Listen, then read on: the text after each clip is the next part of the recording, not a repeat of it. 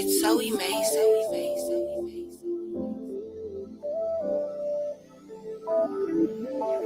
I know you're real, I know you here, I know you live, I feel you here, your blessed son, your spirit come, everything you done, Lord, you are the one, worthy of worship, sovereign in mercy, omnipotent, awesome in glory, angels in the heaven praise you, we were made in the very image of you, Holy Father, living waters, took away my sins, your family I'm part of, you ain't even bothered, cause you are the author of the Christ, so in Christ is nothing I'm afraid of. I choose you over any woman I love, or anything I've heard in this world.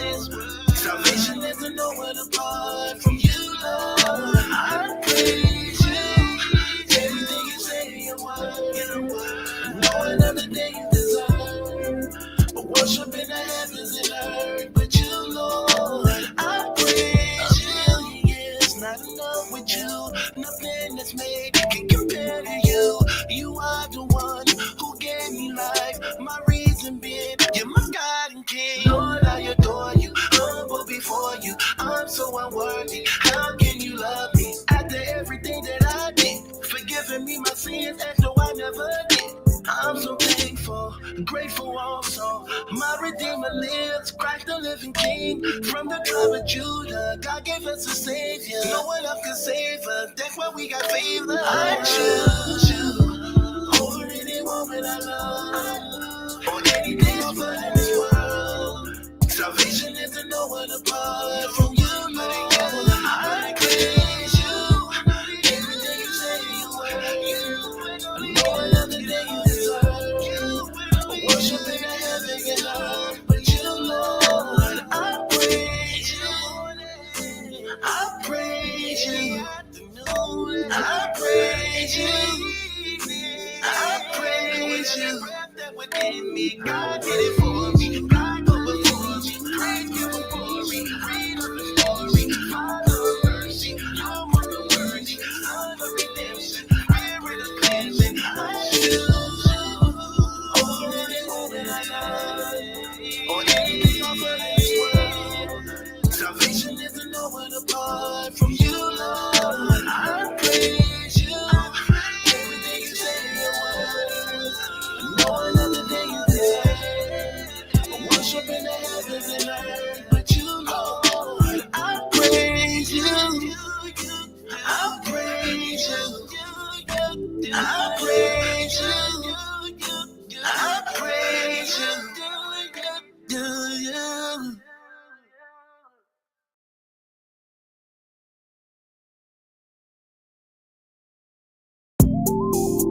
He lived his life for me. In Christ I've been set free. His spirit lives in me, and always ready for me.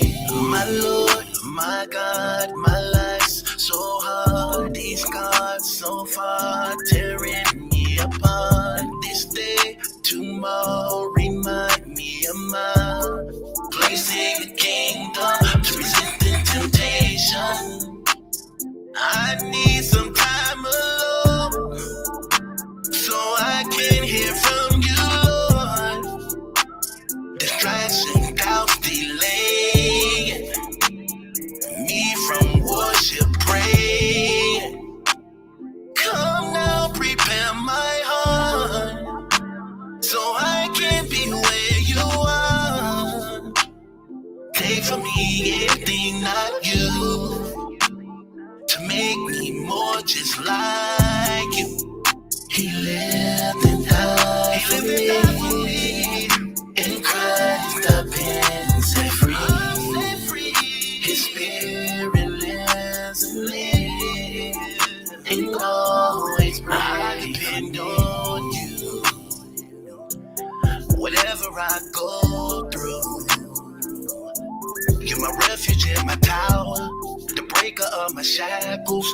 With me you in the fire, and you I have the power this hour. So I seek your face. So I need some time alone so I can hear from you, Lord. Distraction, doubts, delay me from worship, pray. Come now, prepare my heart so I can be where you are. Take from me anything not of you. Make me more just like you. He lived and died for me. In Christ I've been set free. I'm set free. His spirit lives in me. And always pray. Your love for me made a way for me to become one of yours, not part of this world. I'm free. I live no longer for me. It's Christ, God's Son, who bled, died for me. I'm free. I live no longer for me. God's Son, He lived, He died for me. He lived and died for me. In Christ I've been set free. His spirit lives in me. And always pray for me. My Lord, my God, my life's so hard.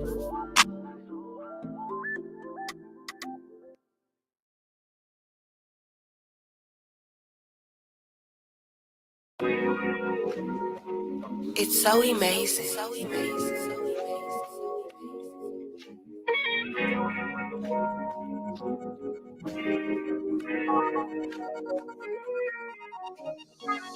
I could really use a good friend of you right now. I just need peace of mind, your word to calm me down. Heaven, listen. Are you listening? Where shall I begin? From the money you spend, going out with your friends, flirting with men. I just wanna know when. You ain't gotta pretend. Said you were friends, got me looking like sin. So embarrassing when we at it again. You don't even give in or admit what you did. What I won't do is play the fool like these other dudes you used to. I'm a man of God, I know when to pray when I'm broke to. I'm the one you should've came home to, belong to. How could you? One day you love, one day you hurt, one day you change. Who do you blame for the change? I just had to learn. No matter what in life may come to me, good or bad, I know I'm loved in heaven. Well, I'm more than a friend, I'm son of a king. No matter what in life may come to me, good or bad, I know I'm loved in heaven. Well, more than a friend, I'm son of a king. I'll still take you back. We're stronger than that. Let God still be true. Help us see this through. Lord, I could really use a good friend of you right now. Can someone intercede on behalf of me right now? Cause I'm hurt and I'm broken. The enemy all in my head telling me it ain't working. But I know it's working cause you are the truth. And I'm anointed. And I've been appointed to step on the head of the serpents. And I know for certain that what's in my past, I won't let back. I just had to learn. No matter what in life, no matter what may come to me, good or bad, I know I'm loved in heaven. Well, more than a friend, I'm son of a king. No matter what in life may come to me, good or bad, I know I'm loved in heaven. Well, more than a friend, I'm son of a king. Look, let's just be honest, man. Women will betray you. Men will betray you. Your family will turn their back on you. Your own friend will become your enemy. God is love. And if you don't have God, then you don't know love.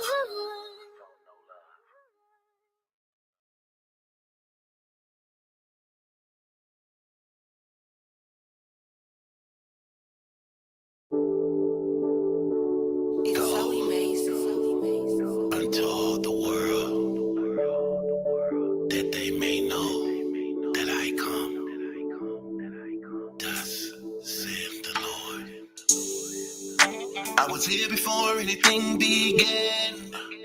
I'm the creator of earth and heaven. Any God shown death within my hands is the result of the fall of man. All I ask for is you to believe and have the faith of a mustard seed. When I done gave you everything you need, the sense, sure as I live, I will move heaven and earth to love you. Sure as I live, I will be against anyone against you. Sure as I live, you are my possession. Sure as I live, you have my protection. Sure as I live. Sure as I live, I'm returning back to earth real soon to do away with all ungodly rule. Make Jerusalem city of the King, be liberated in the angel sings. There'll be no wars and no more death, and the lion lay beside the dish. And the nations all become as one. The sense, sure as I live, I will bring to pass everything I told you. Sure as I live, the righteous will reign and go forth as I am. Sure as I live, I'm coming with justice. Sure as I live, it will be established. Sure as I live. Sure as I live, you have my love, my word. One time I did all that to give you. Tell away my feet, my head away. I did all that to win you. I can go away my feet, my head, my like nothing to win all that to win you. I can go away my feet, my head, my like nothing.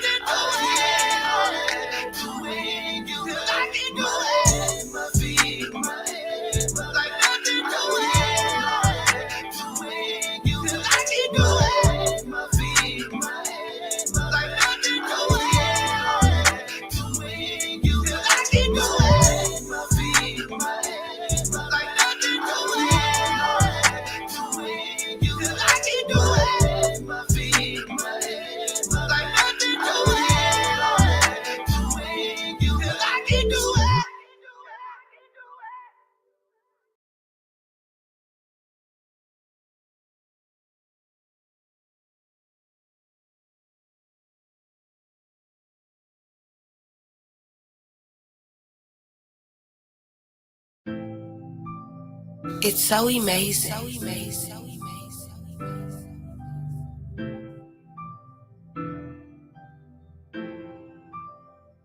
I'm hoping your blessings rain down on me. Your spirit of mercy, Lord, all I need. I'm hoping your blessings rain down on me. Your spirit of mercy, Lord, all I need. I wanna get closer to you. Without you, I'm nothing before you. You need to become mine. I'll cry. Sunshine with me through this lifetime. I wanna get closer. I fell away, plenty mistakes, ain't playing safe to get away. Then you call, I ignore, question what I'm here for. This pain I've been holding, burning within. I feel like I'm losing, drowning in sin. My downfall, these closed walls refuse me the option to love y'all. I played the game, I gave the game more than half my life, denying, crying, and some don't understand it, so they slaves and chains and caskets. Your blessings rain down on me. Your spirit of mercy, Lord, all I need. I'm hoping your blessings rain down on me. Your spirit of mercy, Lord, all I need. I wanna get closer to you. Without you, I'm nothing before you. You need to become mine. I'll cry. Sunshine with me through this lifetime. I wanna get closer. I'm knowing tomorrow, I promise if I get to live to tell. this money I'm making, I'm hated, cause we're so conditioned to fail. So many times I've been in our beds of women, sleeping with enemies. Need to give to me, knowing the sins of my life will return to me one day and murder me. See the poison tree, keep on calling me back to prison, women, pharmacies. And the worst part of this, I don't enjoy it. And I find myself calling out for mercy. I'm hoping your blessings rain down on me. Your spirit of mercy, Lord, all I need. I'm hoping your blessings rain down on me. Your spirit of mercy, Lord, all I need. I want to get closer to you. Without you, I'm nothing before you. You need to become mine. I'll cry. Sunshine with me through this life. I want to get closer. Look what I'm facing, homie. My cousin trying to put cases on me. Making calls from the pen, want me to sneak in them cases for him. My pops fight for his life. Lord, I pray for him every night. And my brother just had a stroke. Hope that he just start eating right, man. Not to mention, it's some things that I can't mention. Remember jumping over them fences, trying to get away from the district. As a young boy with no guidance, grew up cooking dope in my mama's kitchen. Never thought that it'd catch up with me. Never thought that I'd get a sentence. Never wanted to hurt her feelings. But life be life, it ain't living right. So when this night I'm sitting in prayer to God for forgiveness, based on the true story, so ain't no second chances at living. I'm really trying to get closer, but the devil's still trying to get me. Your blessings rain down on me. Your spirit of mercy, Lord, all I need. I'm hoping your blessings rain down on me. Your spirit of mercy, Lord, all I need. I want to get closer to you. Without you, I'm nothing before you. You need to become mine. I'll cry. Sunshine with me through this life. I want to get closer. Yes, yes, yes. We want to get closer to God, a more stronger relationship, a more better relationship. Shouts out to everybody that's joining us today. Welcome to Truth Uncensored Podcast, episode number 2. Appreciate all the love and support from everybody, man. Shouts out to everybody that's in the building, joining us live, those who will come on later, those who are going to watch on the replays. Thank you for all the love and support. Shouts out to my boy Knowledge. Shouts out to my man Norman. Shouts out to Wax. Shouts out to Maker. Shouts out to Elevation. Shouts out to Mo Real and TV. Shouts out to Dre Rags. Shouts out to City Noise. D'Artagnan.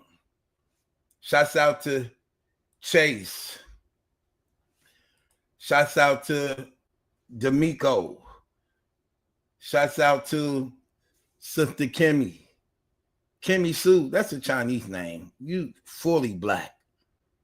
Come on, we're going to talk about that. Shouts out to I Am Real. Shouts out to I Am Remy, Told y'all, Remy. I told y'all I'm popular. Remy here. Shouts out to Remy Ma in the building. Easy the Black Cabin girlfriend. Shouts out to her. Joining me this evening. Shouts out to Mid Flowers. His name Mid Flowers. I mean, he don't want his flowers when he still alive. He don't want his flowers when he dead. He want his flowers around the time he think he gonna die. So we gonna give him his flowers when we think he about to die. So y'all watch his social media of all the people he beefing with. And when you think it's about to get real, please give him his flowers. Give him his flowers. Shouts out to D'Artagnan. Shouts out to Talk to Me. Shouts out to Bob. Shouts out to Shay. Ooh, girl, I told you. I'm trying to tell y'all, man. Shouts out to Shay. That's a real woman. I'd be scared to show love to women on here. I don't know if they be real women. Because, you know, we live in America. Obama passed a law where a man could pass as a real woman with all the full rights to a woman. They can get pregnant and they can have menstrual cycles. Yeah, real men. I don't know. I don't know how you think he's going to pull that one off. But apparently, he gave them permission to do so. So, Shouts out to Nims. Too many of y'all. Shouts out to J Rob. Shouts out to Alpha. She say Kimmy Sue is country. That ain't country. That's Asian. That's Kimmy Sue is Asian. You ain't finna trick us. Sisters always trying to reinvent something. That's good though. That's part of the survival trait that you women have, you know, as a result of your ancestors and the things they went through, knowing how to use it and to your advantage. So shouts out to you on that. You so pretty. You married? I'm sorry. I'm sorry. Shay say, don't play with me. Girl, you know I like playing with you. I like to make women mad. When they mad, they want you more when they mad. They like to break up and make up. You know women like that stuff, don't you?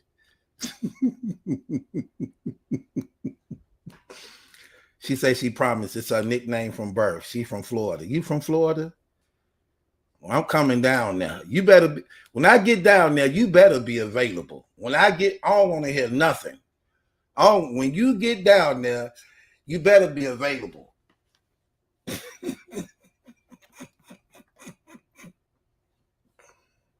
I don't know. They raided Puffy and they got 1,000 bottles of baby oil. And they started giving it out to people. I got 2. They almost go.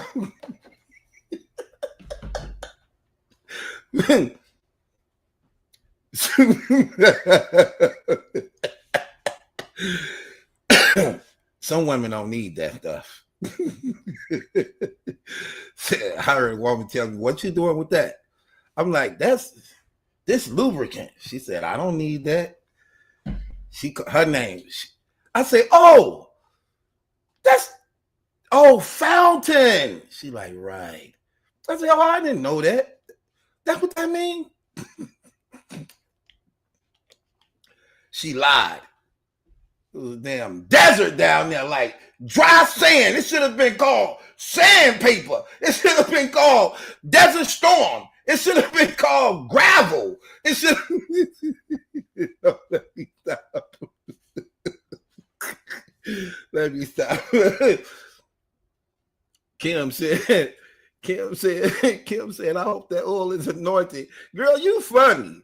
You is funny. That was fun. That's funny.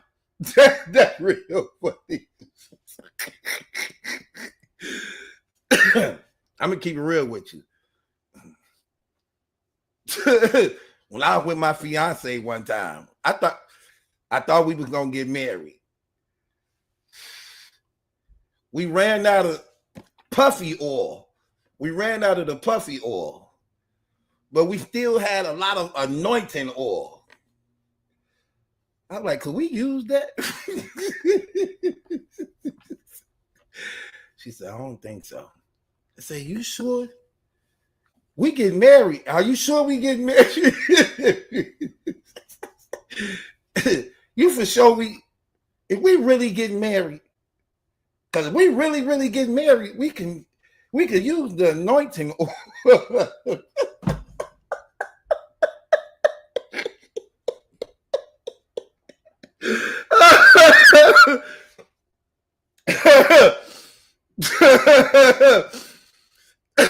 I'm sorry. See, Kim, you did that. Kim did that. Oh my gosh. Ah, my gosh.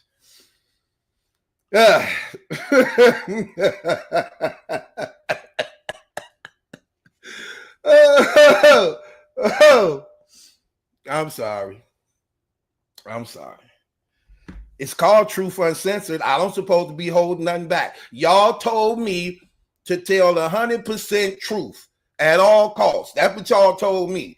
Y'all told me to tell the truth about everything. And don't be compromised and don't hold nothing back, even when it's about me. That's what y'all told me. I'm sorry. Anyway, man, welcome to Truth Uncensored Podcast, episode 2. See how much fun we be having? See, this is the fun we have, okay? Shouts out to everybody that's in the comment section, which is called my One United Front. We are a family over here. I hope y'all get familiar with one another. Keep the peace. You know, we got some things to address and talk about, like always, covering some of these things. As y'all know, again, let me just say this to people. I always got to say this. Give all the glory and praise to the one true God, Yahweh Elohim, okay? Our Lord Jesus Christ, who is our Savior. Make sure that that's mandatory when it comes to y'all lives, man. Tomorrow ain't promised to nobody. Make sure you got that right before you get anything right. Make sure you got that right. Chosen One, my man. Brooklyn, my man. That's what we talking about. Let's get right off into this, man. For those of y'all who don't know, what is up with my guy, Battle Factz? What's going on, everybody, man? We back, man, in the trenches, man. We just had a crazy one. Bonnie Godiva and Coffee Brown just went down. First of all, y'all look amazing. Thank you. One of the things I want to say, shout out to Battle Truth. Me and him feel like this. Y'all keep I love Battle Truth. I already know, Shout out man. Battle Truth. Shout out Battle Truth. So listen, I love how y'all keep. Oh my gosh. I need to stop. This ain't right. This ain't right. I shouldn't ever be feeling the way I should. Hold on. I think I'm still single. I could feel this way. Wait. Yeah, I am single. But I'm supposed to be going with somebody. But that don't count until you actually really married. None of that stuff matters. Do you know it don't even count if you're not married? Do you know that stuff don't count if you're not married? Like, God don't respect relationships, shacking up, your side chick, your nigga. You know, y'all go together. All that is against the rules. It only matters if you married. So, do you know you really still single until you actually really get married? Because let's just keep it real. That's what that means. Like, when you get married to somebody, that's the legal commitment that you have between God and the nation you in, by which it's legally documented in heaven and on earth. And not only that, it means you here to stay. That's what that really means. I'm here to stay. Do good or bad, right or wrong, I'm here to stay. To rich or poor, to death do us part, I'm here to stay. That's the contract. Now, when you're going with somebody, that just means eventually I'm leaving. That's what that means. So when you be saying stuff like, you know, we go together for right now. That's what that means. Like, oh yeah, we go together. This my woman. That's my woman for now. To somebody thicker and richer and cuter come along. I'm just saying. That's how they look at it. Please don't hold these views against me. I'm just telling you how it is. That's what they say it means. So with that being said,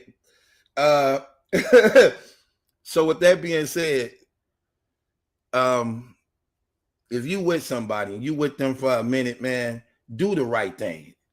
Give that woman the highest honor you can give her that only one woman can have, a wife. If you've been with that woman and you know you love that woman, you know you love that man, stop playing games with yourselves. If you're willing to hurt somebody over that woman, if you giving your body to that woman or man, if you coming out of your pockets financially for that person, If y'all saying y'all love each other, do the right thing, man. Make it right. Make it honorable. Do it right that God may bless it. These people being 5, 6, 7, 8, 9, 10-year relationships. Like they be in them DME Detroit relationships. Like 12 years, no commitment. Sorry, I was just keeping it 100. I can't do that. I already know when I'm not going to be with somebody.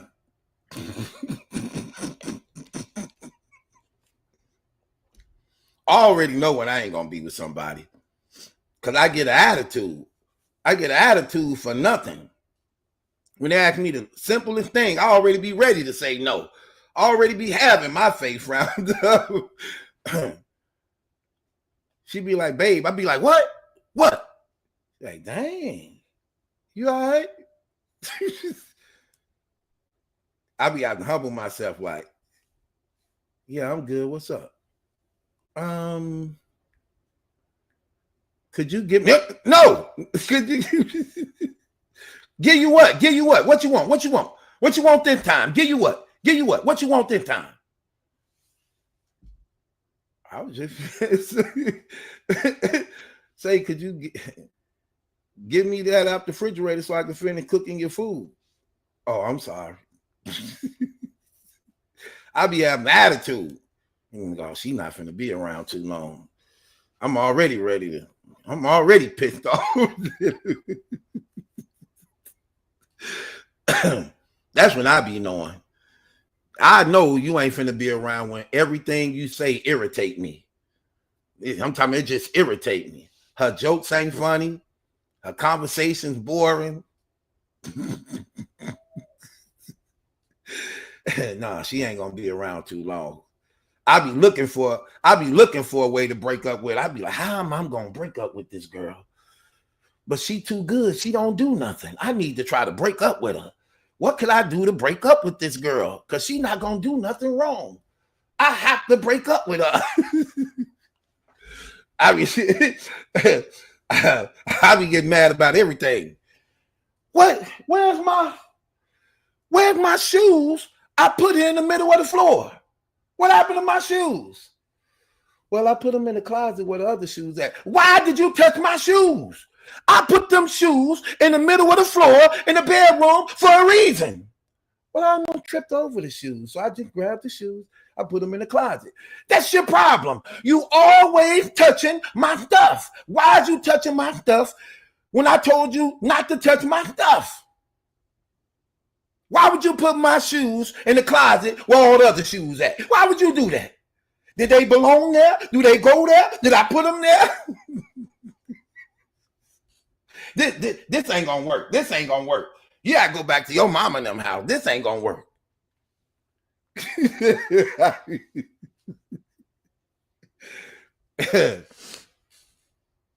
You ever move somebody in and you wanted your house back?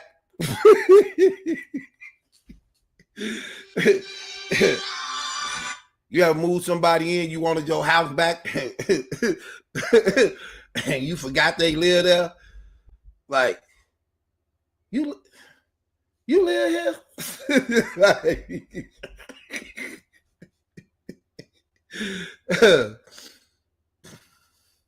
yeah, I know. I was so dirty. Thank God he saved my life. That ain't me no more. I'm a changed man. I ain't that same dude no more.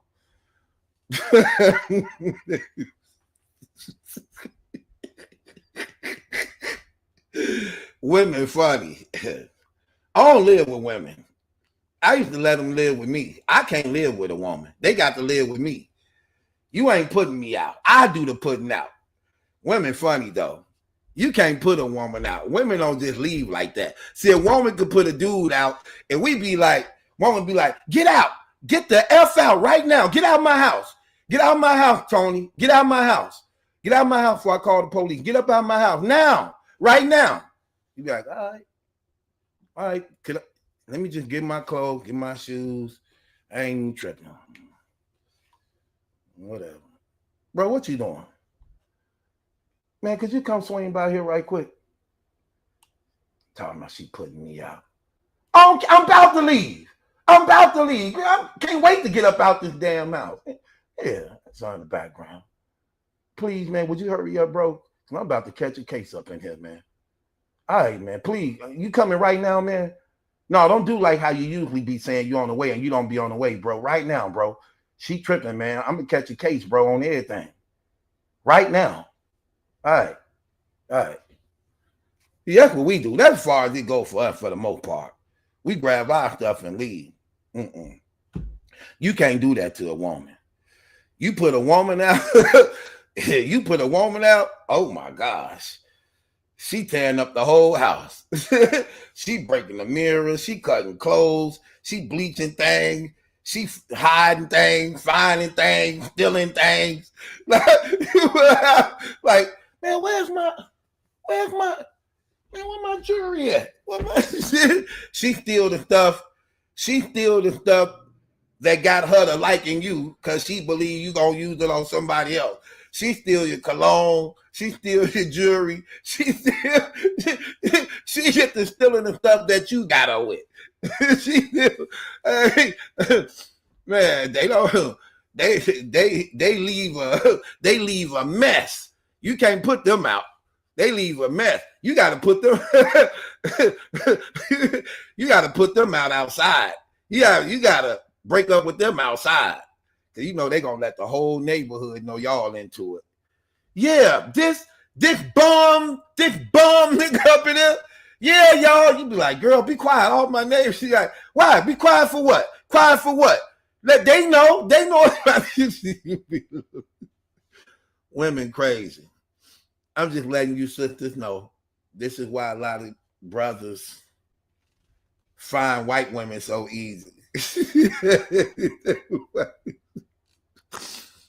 Sisters be wondering why brothers mess with white women. They don't give us no problems. And you know what white women, you know what white women love, sisters?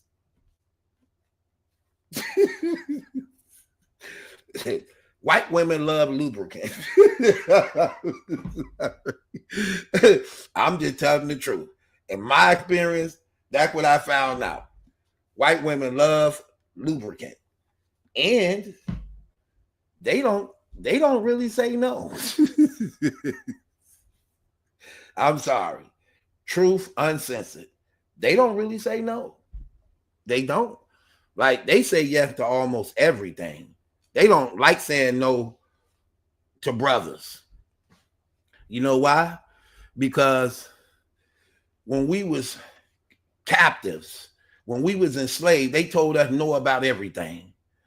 When we used to always ask, Master, could we? No, you can't. Get back over there, nigga. They told us no about everything. Now they say yes to everything. White women say yes to everything. I know. I know. And look, sis, and when I say everything, I mean everything. And they be bogus with it too. I remember I was dealing with a white girl one time. Do you know that other thing is automatic to them? I'm trying to be as clean as I can be. Do you know that other thing that this really go with? That's automatic to them. That's not automatic to sister. You got to be with sister for a long time before you act for that. You got to be on your best behavior. You better make sure you what? Sisters gonna be like, what? They look at you crazy, like you been in jail or something. Like jail.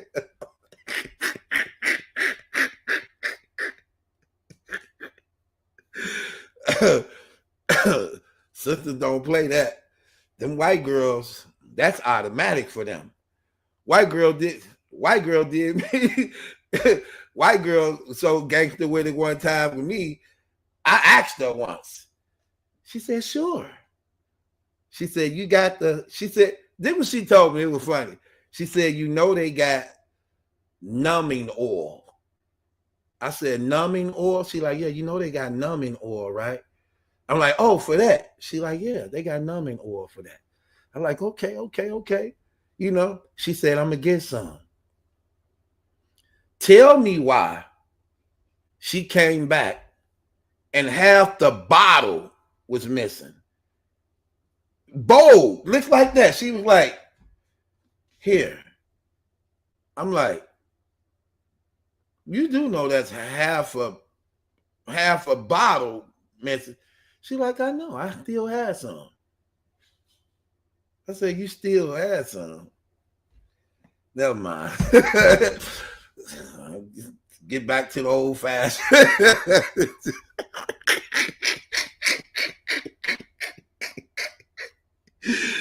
She came with a half a bottle. Like, that was gangster. Like, that was gangster. Oh my gosh. Terrible. I just opened up with a little comedy. You know, before you start the show, you got to do your little comedy. Don't blame me. Kimmy started that. I tried to keep it on the topics. Kimmy started that. Blame Kimmy. Kimmy Sue from down south. Blame Kimmy. Anyway, I'm sorry. We grown. We could talk about real life. I'm sorry. I was just talking real life.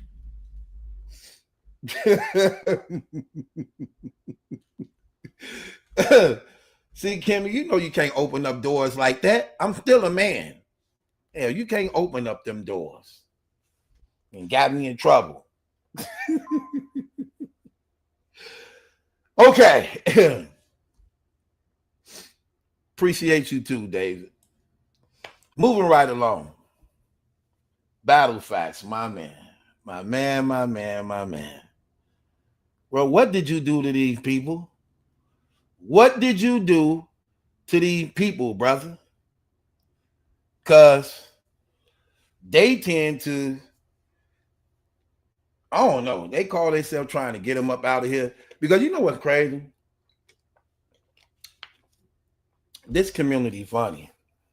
They'll get the snitches out of here, but they will not get the rapists and pedophiles out of here. But they'll get the snitches out of here, though. They don't like snitches. They tolerate everybody else. That's crazy. When that's what's worse. That's crazy. So what's crazy about this situation is, I don't know what started or spiraled this in any type of way by which these people made it their business to want to brand Battle Factz as being some type of snitch. But what's crazy about it is, hold on, y'all.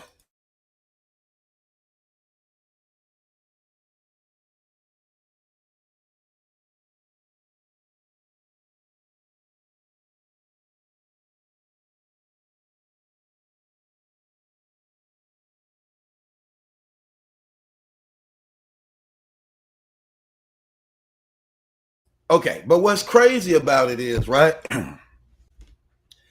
You want to brand him or label him as being a snitch. But yet, what's stupid about it is the man do a whole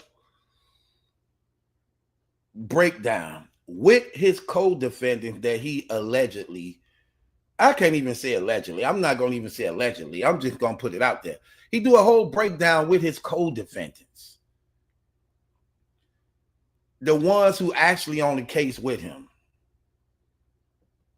And these guys literally letting it be known, along with the paperwork, that the state tried to get us to tell on him.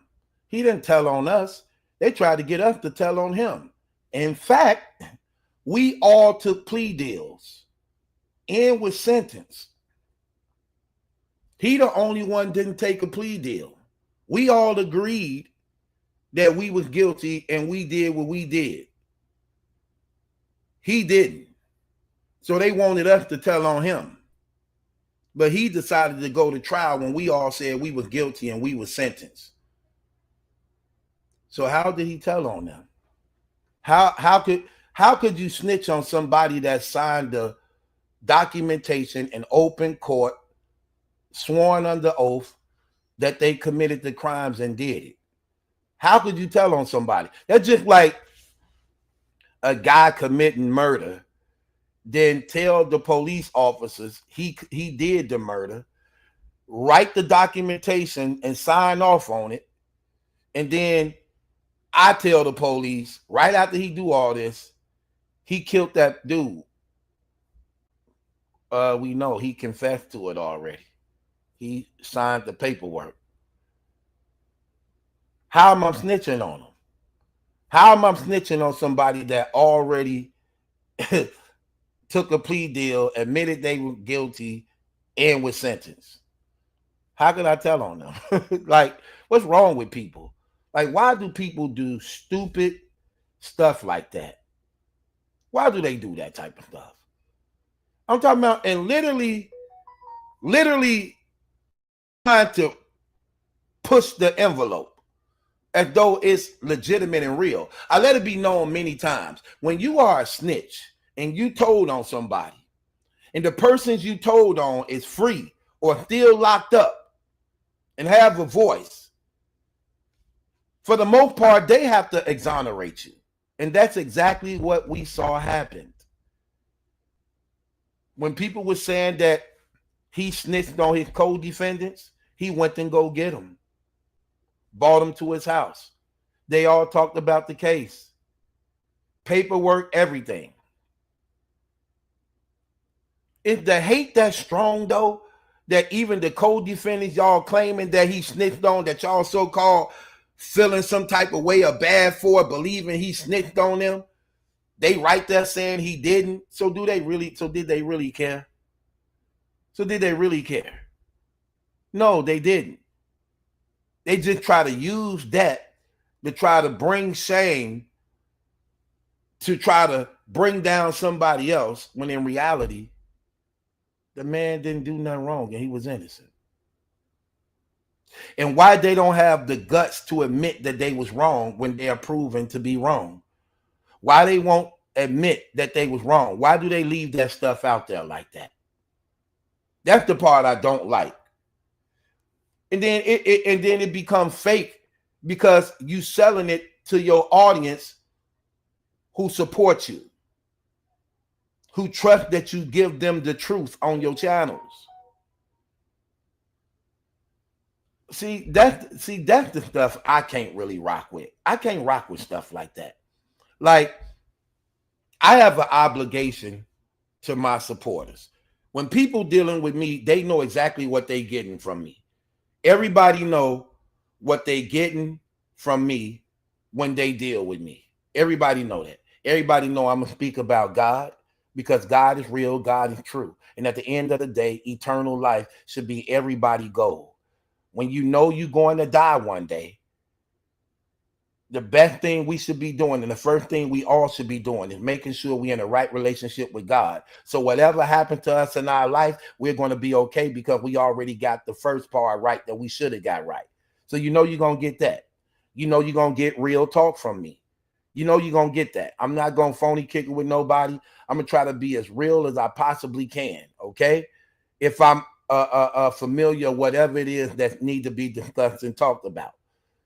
You also going to get entertainment. You know you're going to get entertainment from me, because at the end of the day, this is all a part of entertainment. So you're going to get entertainment. I just so happen to be a person who God blessed, who multi-talented, that I can share my talents with you all. And I'm going to always be in a position where I'm giving. So you know that with me. Everybody know that's what you're going to get with me. And then I always try to make my supporters be a part of the journey by which they also benefit from it too. So that matters. You know what I mean? So it's always going to be that. Factz, Kimmy Sue. Kimmy Sue said, why would his codees vouch for him if he really did snitch on them? Right. But what's crazy about it, Kim, again, remember, Kimmy, his codees, they already took plea deals before he got caught. They already took their plea deals before he got arrested. They took their plea deals already. In other words, your plea is you already admitting to the crime. They took their plea deals and were sentenced already. When he got caught later on, they case was closed. And it's the same case. But then they tried to use a statement like this. Because remember, now he's starting trial. He about to go to trial and stuff. They stuff already done. So of course, when they get him and they ask him, after they already know his co-defendants pleaded guilty, they're going to ask him, well, did you know that they was doing this? Did you know that they was going to do this? And when he make the statement and say, no, I had no idea they was going to do that. They're like, oh, look at him. He snitched. How did he snitch? When they are only reading what they signed off on agreeing to, and they running it by him. Did you know your codees was going to do this? No, because I'm still fighting my case. I ain't pleading guilty. Okay, if they admitted to it and they did it, okay, I had no idea that they was going to do that. So guess what? I'm not going to say, yeah, when I'm the one still fighting my case, I'm going to trial because I believe I could beat this thing. They didn't believe they could beat it. That's why they wanted to use them to snitch on him because they had already been pleaded out. They already found guilt. I mean, not found guilty, but they already took the plea. He didn't. So they need them to put weight on him so that he could take a plea. That's why I'll be getting these people. Like, how you don't get this? How do they literally ignore this? Like, what are we doing here? Like, is the hate that real? Now, I will say this about Factz. Factz, once again, he's a very good friend of mine, man. The brother have always showed me love and respect. And I also do the same thing. Right is right and wrong is wrong. And I'm in anybody's corner when lies like this come up. When the lies came up like this about Harlem Legend, what I do?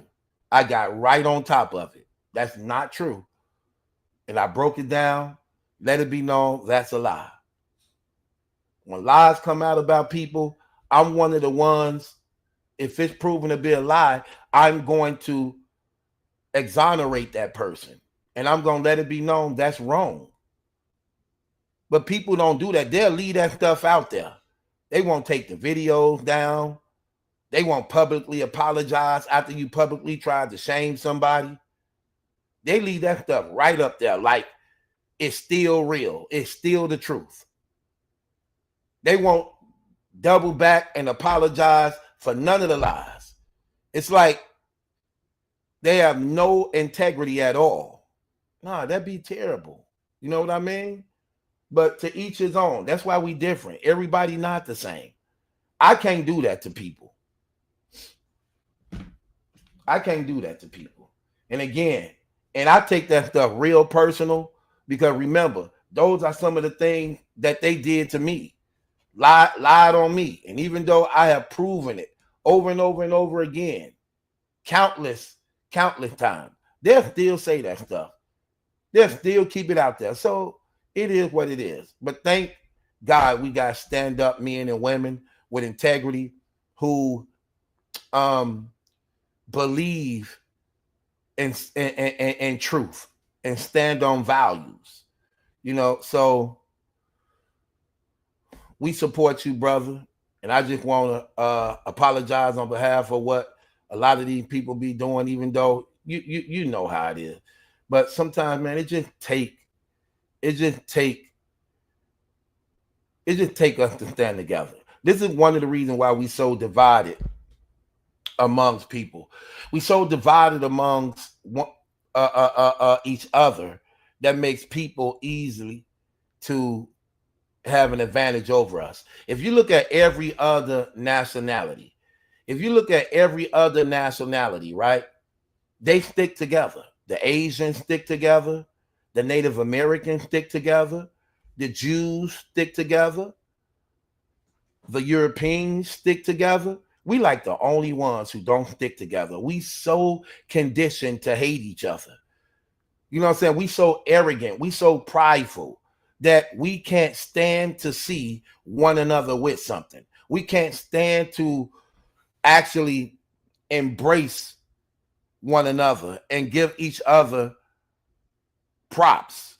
We always try to look for fault in one another. I remember, I kid you not, I remember being on the block in the streets, and we'll be hanging out on the corners and stuff, and nice cars will pull up on the corner. I remember this like a book. White dudes will be pulling up, or other nationalities pull up in foreign cars. Brothers them be talking amongst themselves like, ooh, look at that white dude. That white dude got that paper. He rolling. He living good. Green light come, they speed off. Black man pull up, get stopped at a red light. He in a just as good looking car for him. Whole attitudes and different. Like, look at that nigga. I rob that nigga. I stick that nigga on everything. I take that nigga car. The whole attitude was entirely different. They act like we don't supposed to have it. And if you do got it, I want to take it from you. That's the condition we have amongst each other. And it's very sad. And it's very sad. It's terrible. We need to fix that if we can, even though we know. But it starts somewhere.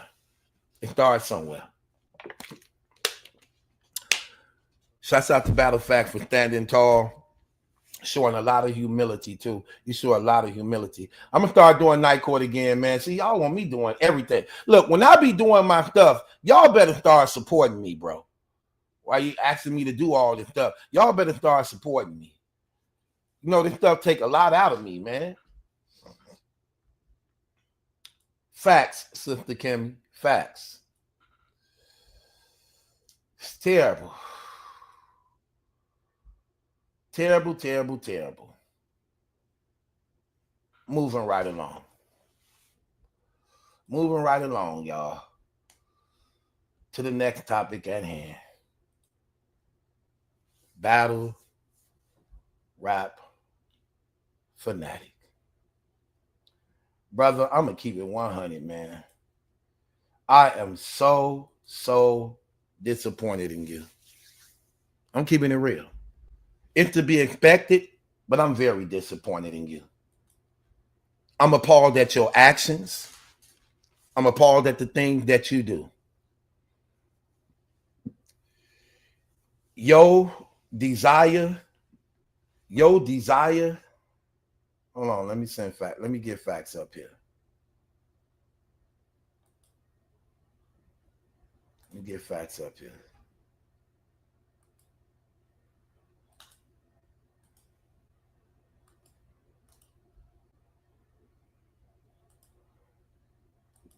Okay. I got a link right there.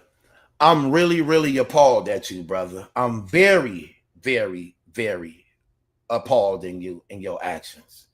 I mean, I'm not surprised at anything, and I don't put nothing past people. It is what it is, man. You know what I mean? When you was up there laughing with Unbiased, who was mocking and ridiculing, disrespecting God, okay, I get it. But I thought different of you. And being a married man who got children, I thought you was more honorable. I really believe you were more honorable. I thought you would be more respectful to your wife, to your children, to the commitment you made with God when you swore before him to be a husband and a father, that you wouldn't be co-signing, endorsing a real rapist in this community who took 4 black women against their will. who raped, abused, and damaged and destroyed a lot of those women who still live with those horrors to this very day of what he did to them. You are full aware of the knowledge. You are full aware of the paperwork, and you know in the deepest of your heart that he did that. And yet you still hold to the lie, deceive yourself to have an excuse to continue to co-sign and cooperate with a known rapist who raped women and abused them in the city that you live in. You sat there and you joined forces in alliance with him, and you tried to tear down the brother who was innocent, and you literally used your platform to try to bring shame to him, to try to bring shame to me in defense of Unbiased, who was legally indicted by a grand jury for 6 counts of felony rape on black women. It don't matter if the women was black or not, but I use that as emphasis because you black. Don't matter if they were white. It don't matter if they was white. It don't matter if they was Mexican. It don't matter if they was Indian. None of that stuff matters when you doing something like that in any type of way. None of it matters. And rape is never funny, no matter who it happens to or what the circumstances are. Never. And you sitting up there laughing, and you sitting up there playing games, and you sitting up there acting like you unaware that this all new to you with these fake reactions you doing, acting like you never saw this stuff when you know before you even watch it, you already saw it. Like, who you kidding? Who you fooling, partner? This stuff been going on for years. And you sitting up here trying to act like you don't have a clue so people won't look at you differently. You're all into everybody else's background, but you refuse to look at Chris. All the paperwork, legally documentation that's out here on Chris, and you ignored it. But you wanted to try to look into clones, bad news, kid slave, and tried to slander and tear down battle facts when you knew full and well the things going on with Unbiased. Again, let's look at his paperwork. This is Unbiased paperwork of when they raided his house. This is what they found. So they seized his black expedition because this was the Suburban he was using when he was raping the women in.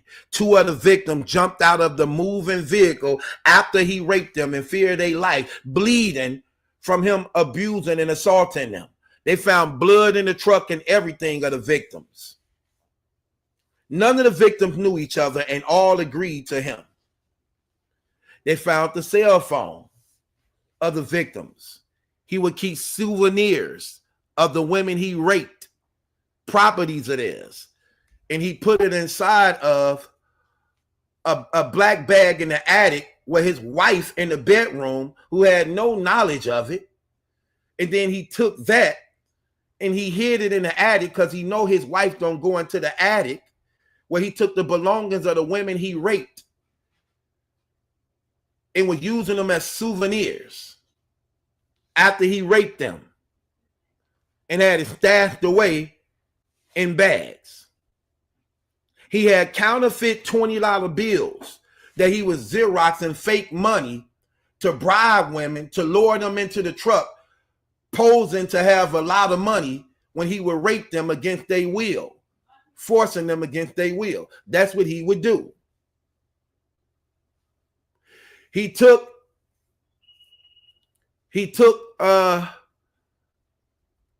their money. I mean, he took his money and did those things.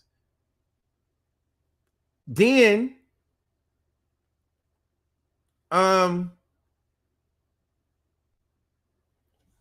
then he had the Craigslist going on. So the suspect, his second cell phone, he had a burner phone that he was using posing as a fake Uber service. He had put a list on Craigslist for a fake Uber service. And depending on who would call him, that's how he determined who he would rape. You know what's crazy? I need to stop this for a second and say something, because I talked to some women about this. And I had no idea this thing was as big as it was. When I was talking to some women about this, right? A woman told me about that. She was like, yeah, I came into an Uber service and this guy was real weird and stuff. And then I actually saw it on TV one time that a woman got into an Uber with a guy and was never seen again. He killed that lady.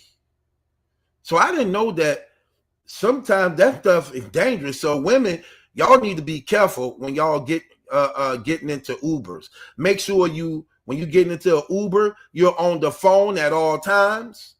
Make sure you letting it be known who you riding with. When you're getting into Uber with people, when you get into an Uber by yourself, because it's some weird, crazy people out here. And he was one of them. He had a fake Uber service going on, raping women. If you was by yourself and you were real little and he thought he could overpower you, you were going to get raped. And he knew his way around the city, so he knew the off roads to take. He had little places, depending on where he picked you up, he had different spots where he would take you and rape you. And this guy is in the battle rap community, and this who battle rap fanatic is close friends with, knowing what this man did, and he support him. He support him in every way, even to fight his battles against people like us who bring awareness to the community about what he doing, and he go against us as a result of exposing Chris. Look at the paperwork, y'all. Look at it.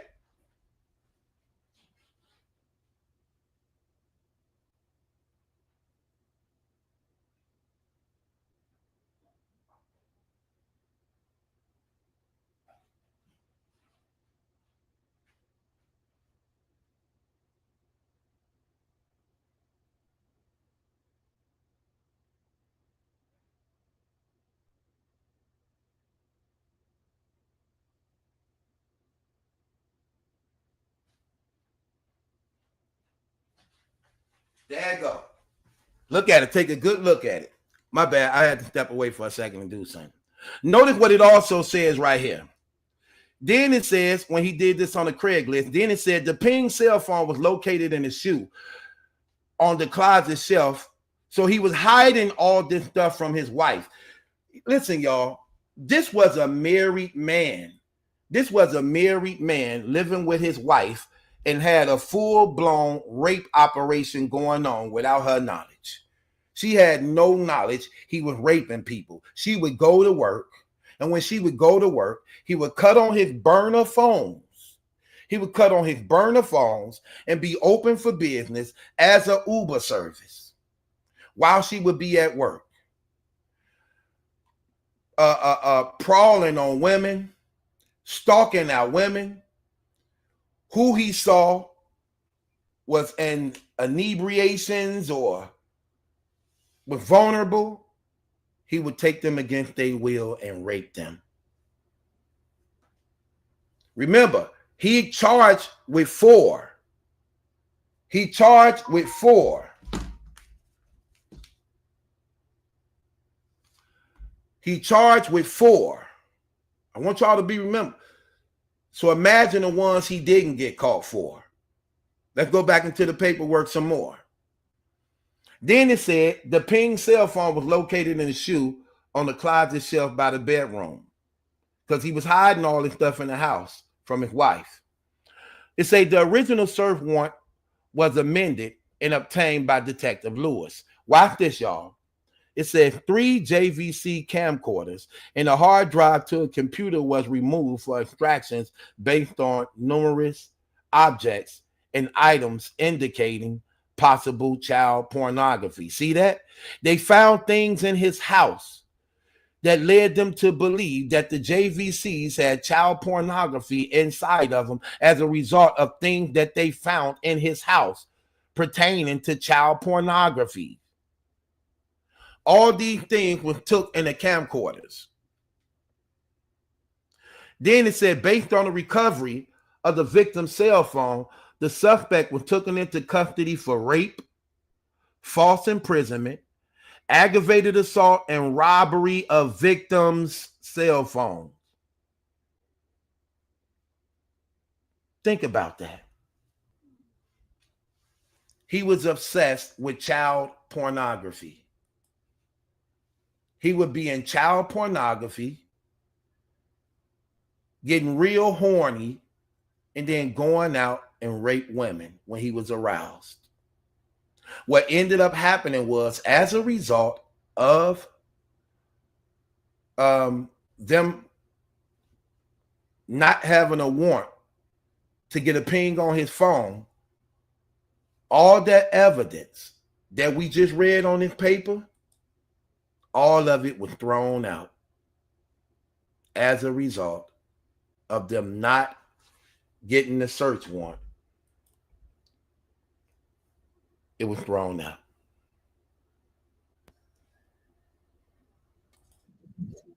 Factz, my man, what's good with you? Yo, what's going on, man?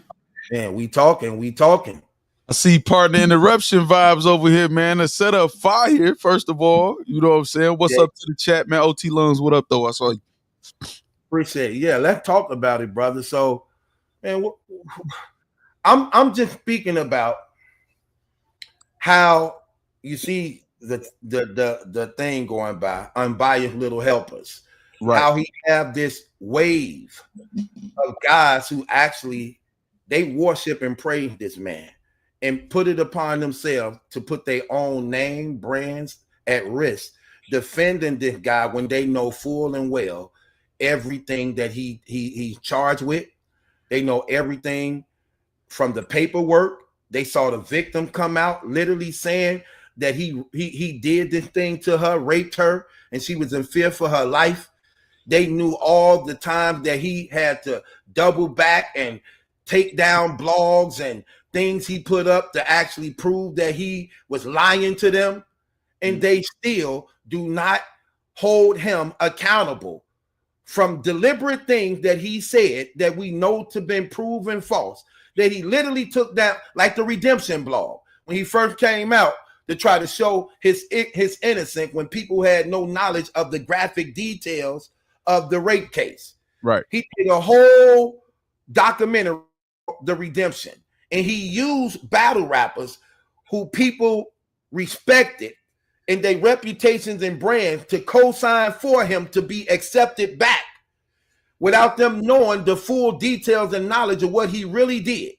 Then when all the truth came out and we put up the paperwork, we exposed the lies and everything that was going on, he took down the video because it proved he lied to the community. And in their knowledge of even knowing this, they still never held him accountable, knowing that he lied. Even when the woman came forth saying that he actually did this to her, and we actually played the pre-trial of him, his lawyers literally in court, arguing the fact that he actually did have sex with these women. They were just arguing the technicality. They never once said he didn't do what he was accused of doing. They just argued the technicalities of whether it was legal or not upon his arrest. Right. Like, come on, bro. Okay, so the first thing is this, right? The first thing is they didn't hold him, they held him accountable when he wasn't around to do anything to them. If you notice, when he got locked up, everybody had something to say about it. Everybody was going in, doing blogs, because he wasn't around to do anything back. A lot of these guys are cowards. They can't say the same thing that they say in front of the computer to a person's face. And when I say to a person's face, I don't even mean in real life. I mean just on the computer. They don't want a person to blog about them because it's a lot of insecure people in battle rap. That's the first thing. The thing that they trying to hide behind is, well, how was he out? They try to act confused. We see people breaking down Diddy paperwork. We see people breaking down the Megan the Stallion and Tory Lanez situation, the YSL case. Everybody is an expert that understands all the paperwork until it comes to him. So even before we even get into all of that, look at the character of this man. You know what I'm saying? Look at the character. They get mad at people for no showing, right? No showing, stealing deposits, and they say that's not honorable and people shouldn't mess with them because of that.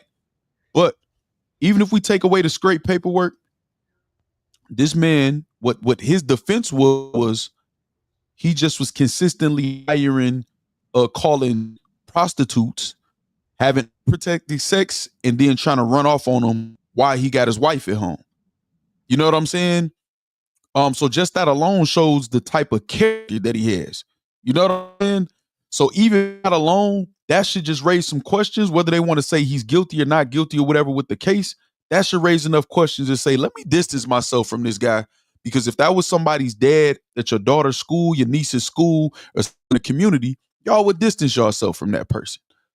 The reason that they not now is because they've been knowing him for so long. They've been knowing him. He's been around. They familiar with him. He probably know all of that. You know, I know a lot of battle rap secrets or whatever. I don't just put all the battle rap secrets out. So I'm sure he know 10 times more than I do. So afraid of what he might say, what he might put out there, or doing a bad blogging actually matters. Somebody do a bad blog on you, it might hurt your league. It might hurt your brand as an artist. It might hurt another blogger. So they was worried about that. And what's so crazy, that don't even carry over into 2025. He don't got no damn power. He got a following. That shit don't generate no revenue or take away no revenue from no league or nobody. So the only thing he could have is stuff on them that he could release, which he always threatens to do with stuff like that. So his character in general, man, is enough for people to distance themselves. Them not doing it is because they are cowards. That's what it is. They pick and choose.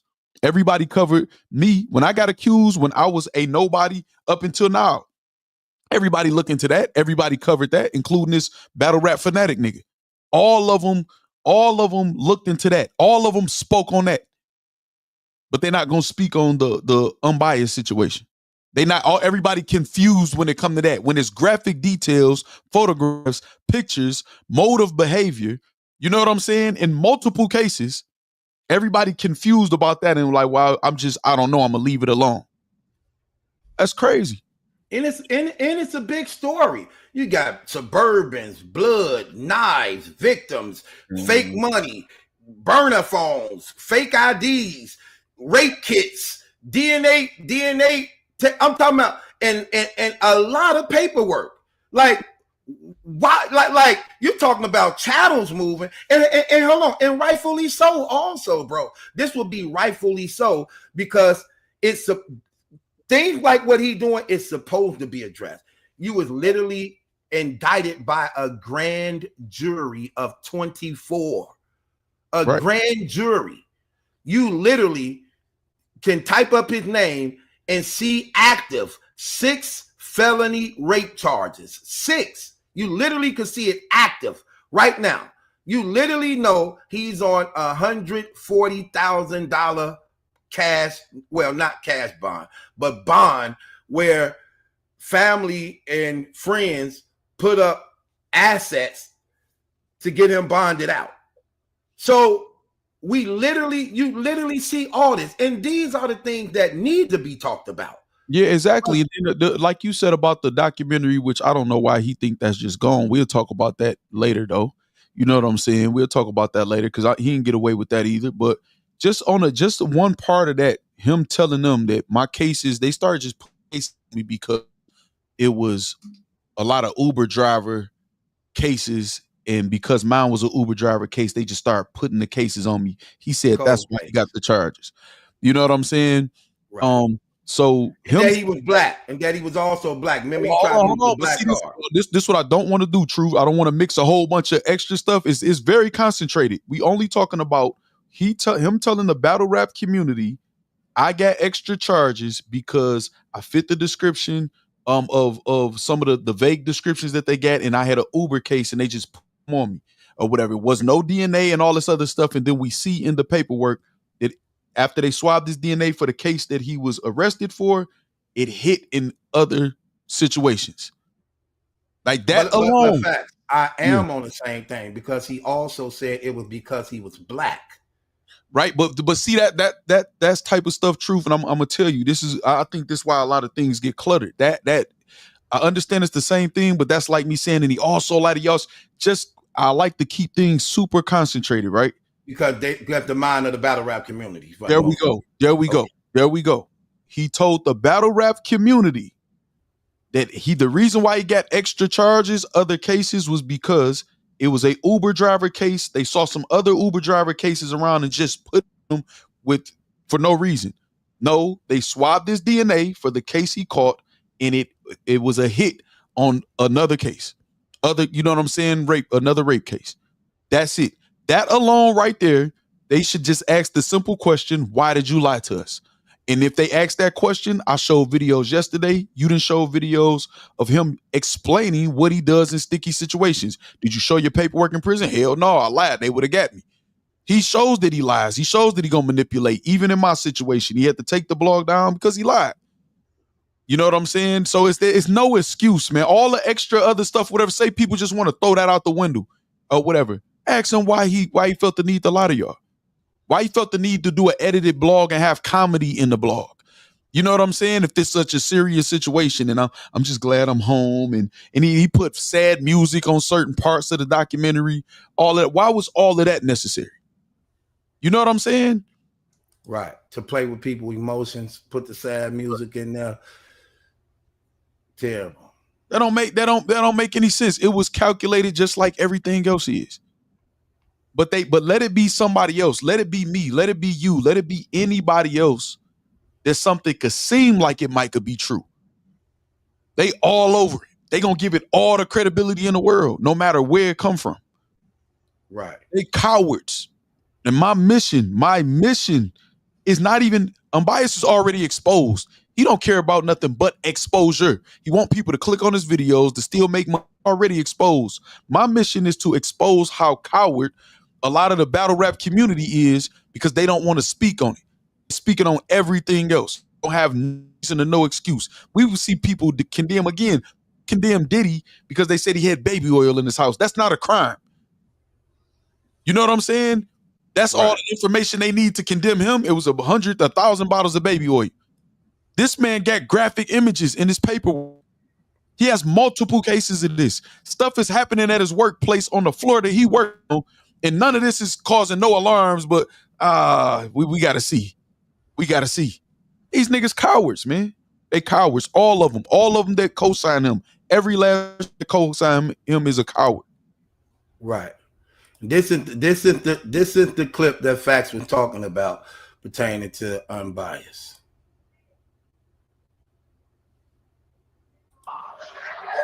Did they know my charges when I was locked up? Absolutely not. Bro, when niggas used to ask me what I was locked up for, I used to just tell them I was locked up for aggravated assault, which that was one of my charges. So I wasn't lying, but bro, I had to hide my discovery and all kind of stuff. I'm going to court with people. The only reason what saved me with going to court with people was I had a paid attorney. So sometimes they would see me separate from the other inmates. Because when you have a public defender, they will bring everybody out, line y'all up in a row, and a judge will go over y'all case. But because I had a paid attorney, they would bring me out first, see me, put me back in a holding tank, and then bring everybody else out. So I'm not gonna lie, that just saved me, man. I'd have been, them Bloods and Crips would have been having that. Bro, look how blatant that was. That's what I'm saying. So the battle rap community feel like he gonna lie to the Bloods and Crips and everybody locked up. He gonna lie to his wife. He gonna lie to his family. He gonna lie in a documentary, but he not lying to y'all when he telling y'all the story because everybody's excuse was, well, he told me this and I believed him. What? He gonna lie to everybody else in his family that he's supposed to love outside of y'all, but he loved battle rap more. He loved y'all niggas in battle rap more than he loved his wife. If you don't have nothing, I'm about to tell you why he lied to them people in prison, because it's not battle rap. You know what people in prison know how to do? Read paperwork. Right. They know you can't manipulate them. I didn't have to hide my paperwork. Everybody knew what it was with me. I didn't have to hide mine. What I gotta hide mine? If I ain't did nothing, what do I gotta hide my paperwork for? Because they can actually read it and know what's going on. And they would have a paperwork party. For those of y'all who don't know what a paperwork party, whether it's the day room, in the cube, in the cell, on the bunk with the sheet up, we about to go through every little detail in your case to see what it is. And they would have put it together just like we did, and his ass would have been out of there. Notice what he said, though. He said, I had to hide my discoveries. Right. And what gave me the advantage over everybody else, I had a paid attorney. So I went to court separate than everybody else. Like this man, I don't know where this clip came from. I don't know. Was he live on this? Man, not really knowing what, like what? I'm about to tell you this, man. He don't. He got clips of him on live, like saying similar things, man. He don't care in battle rap. Matt, think about it. If he's telling the truth, his explanation. Do you remember when he showed the book in the documentary and he said, "I was helping so many people." Right. So if they respect his expertise on the law and him explaining it, he would have been able to explain what he claims he explained the battle rap to them. And they would have been like, okay, bet. We know you understand law. We know you interpret it. And he's telling the truth. He wouldn't have had nothing to worry about. You know what I'm saying? Because people in prison know that some people get falsely accused. They would have looked at that discovery that he said he had to hide, and they would have knew how to read it, just like I do, just like you do. So that's the reason he had to lie in that situation. And then not only that, he started off lying to y'all till he got exposed and took the documentary down. Fact. Like it's obvious. This is not tough to break down. So bro, why would they go as hard? Okay, what's crazy?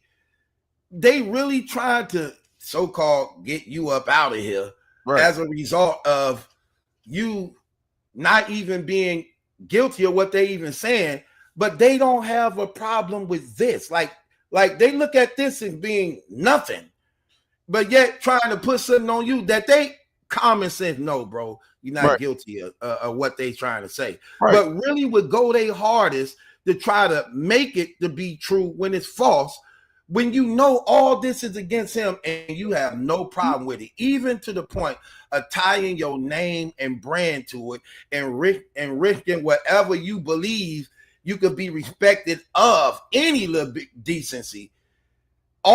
Risking it all for what? I'm still troubled with that. Right? No, I'm about to tell you why. Because they don't feel they risking anything. You see, to you, to me, to certain people, people with moral compass who got shame or any type of moral fortitude, we would feel we would be risking something because I base my brand on telling the truth.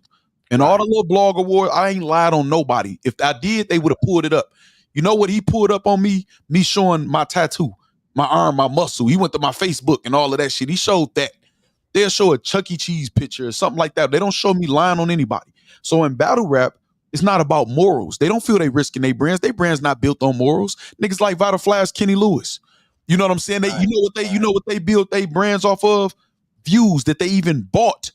Views. I'm lit. Subscribers. You know what I'm saying? I ethered. It's all about that. That's what's the word I'm looking for? Currency. That's their currency. They don't care about morals. You know what I'm saying? Look how they move. Look at their lives. So they don't care about, damn, man, this is immoral. They care about, well, Mbaye's been here for a long time. I don't want to be into it with him. If I make his stock drop list, look how much they pay attention to the stock drop list. I can care less about that. That's crazy. They was actually celebrating that thing, bro. That's what I'm saying. Like crazy. They paraded it like it's actually the damn New Year's Eve of battle rap.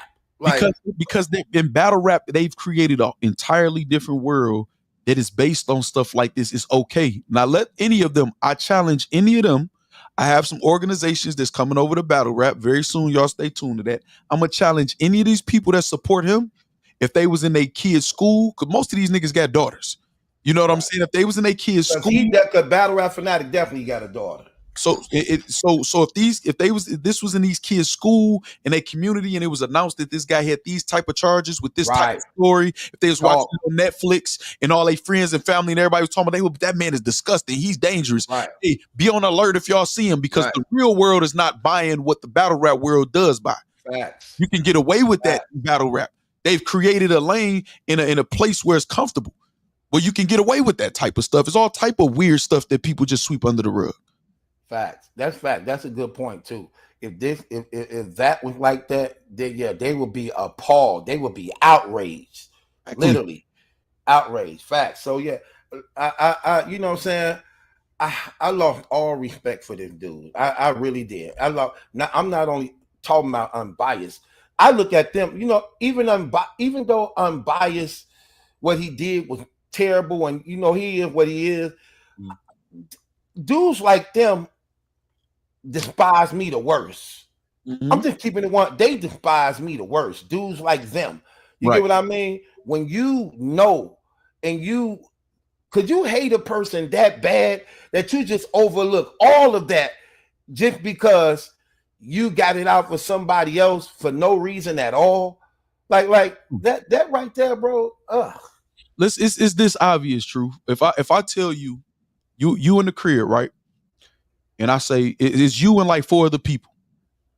And I say it's $20 missing. Truth, I know you took that $20. What is your response? Just it ain't no right or wrong answer. What's your initial response? Like, how you just gonna say I took it and it's 4 more people in here? Why would you say I took it? It's 4 more people here. And then I say, because I know they didn't, I know you took it. What would you say? Say, well, knowing that it's me, I'd be like, well, that's a lie, because I ain't take nothing. Stop. Right there. Have y'all ever heard him respond to anybody accusing him by saying, I'm innocent? Right. I would never do that. I would never do that. Let me disprove. When he accused me, of course I wasn't gonna mess up the event. I wasn't gonna be distracted from the face-offs in the event. But right after I responded to him, what he did, what did I do first before I got at him? I made sure I disproved everything that he said. I didn't deflect and say, y'all listening to a rapist. I didn't just go straight to that. Let me take the time out for the people who don't know. Let me show them the truth first, and then I can continue. He don't never say, let me prove that what you're saying is a lie. I challenge him every time to ask him to tell y'all that I'm lying on him. Tell him to disprove what I'm saying. He never does. He went straight into, are you a GD? Are you a Crip? You Caps made you? You talking about some battle rap stuff. You being accused of raping people. You being accused of lying. You being accused of your paperwork saying this and that. Say that I'm lying. Right. You see what you said when I said you took that 20? You lying. I didn't take that 20. Right. And you gonna say that loud and proud because you know it's the truth. He don't say I'm innocent. He never does.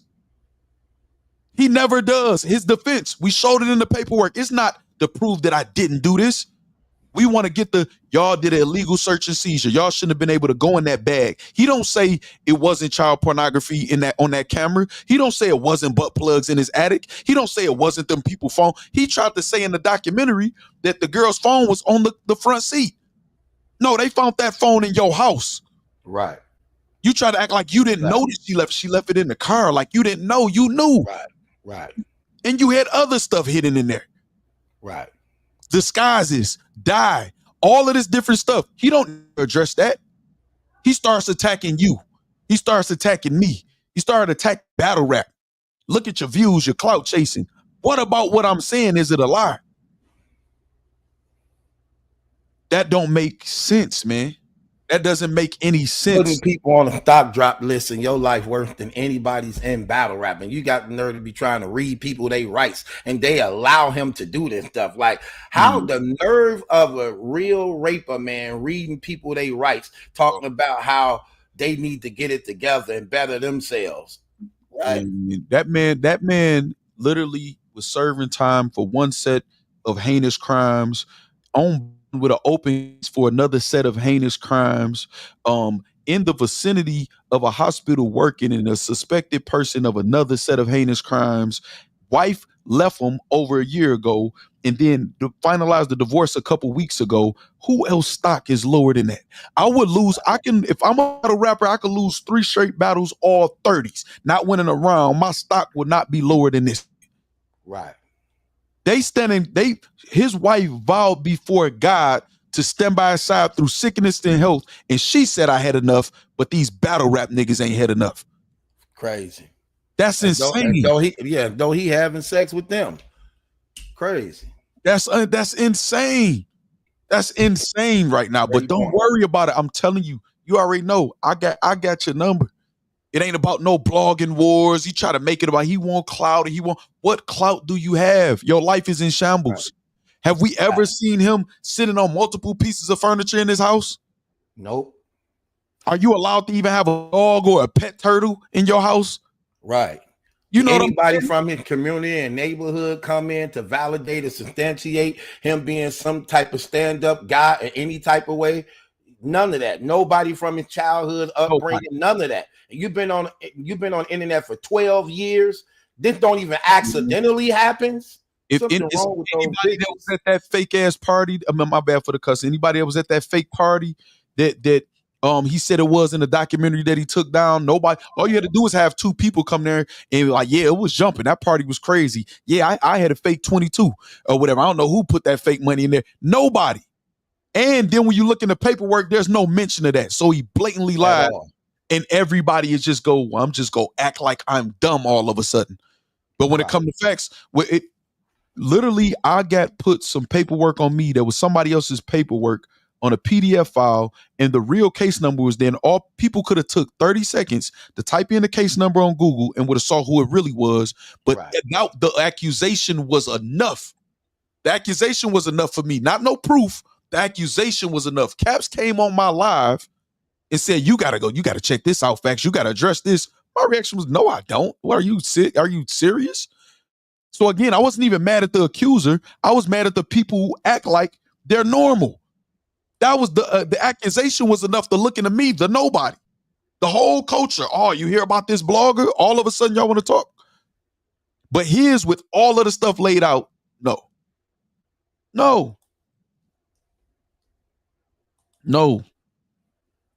Exactly, Common. Who went to this party? Where's the flyers at for the party? Where anybody should be able to go to their social media. Yeah, I remember when you did this or whatever. It's going to be in your memories. It's going to be on IG. It's going to be on Facebook. Right. He got everything else battle rap. He got all of those files still there. You telling me you had this big party that everybody knew about you, this big party promoter, and you doing that ain't no evidence of the party. You thought you was going to be able to get on. And you know what's so crazy, Truth? Yeah. If it wasn't for you, ADEP, DME, if it wasn't for y'all doing the work y'all did on this situation, he would have got away with it. Facts. He would have got away with it. Nobody of status in battle rap stepped up and looked into it to say, I just believed them. Y'all just believed him. Why? Because he been around longer. That's crazy. That's crazy. That's insane. That's insane. Yeah, we definitely got to tear this down and actually get into it. Battle rap fanatic, this ain't over, brother. We gonna address that because he called himself trying to do damage control on us and actually assisting unbiased in what he did. But that's crazy. Moving right along, we got it. So I'm glad you up here because we really gonna talk about this one right here. Remember, I called you earlier to do the whole show with me. I told y'all we gonna be having guests. I have something cooking or whatever, man. It ain't, you know what I'm saying? I'm still waiting or whatever. So I'm like, let me see if he live. I saw you was live, and I'm like, shit, I might as well pull up at this point. Okay, so let's play the clip from Tay Rock. Tay Rock called himself exposing Easy the Block Captain in their battle when having an interview with Mook on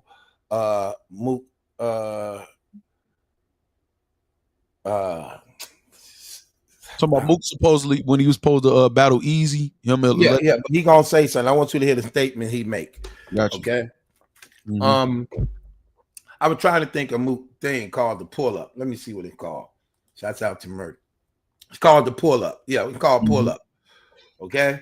So this is the conversation they was having about Easy the Block Captain, Mook and Tay Rock. Let's listen. Bitch money. You don't control nothing. You don't money. You can pay me because that's your. You're not gonna make it seem like you can pay me because that's your bitch money. It's like, nigga, you're not gonna make it seem like you can pay me because that's your. I wouldn't go. I ain't gonna lie. I was gonna battle today. I wouldn't go over. Catch out the battle. I wouldn't go over there. Like I ain't gonna lie. I wouldn't go over there and battle them because it's like, nigga, you're not gonna make it seem like you can pay me because that's your bitch money. You don't control nothing. Like right. No, I'm not talking about going over there. Period. Like that's That's the only way he can battle me is if he's not going. I was going battle. I would take the money and tell him that in the battle. Remember when Twerk said? Yes, because I'm taking money. It's free. No, I would tell him. Okay, hold on. So the question was basically asked him of him battling Easy, the Block Captain. Right. So let's have this conversation. So he said he would not battle him on Chrome or the trenches.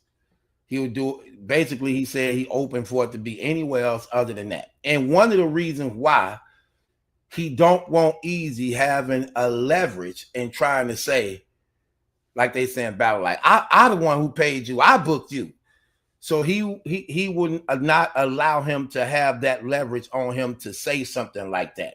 And the only way he really will battle him is if he battles him on the URL. But yet Easy said when watching this that the chances of that happening is slim to none, and that Easy wanted to be done on Chrome. And instead of the trenches, it could be done on Chrome, and Remy could finance it type stuff, you know what I mean?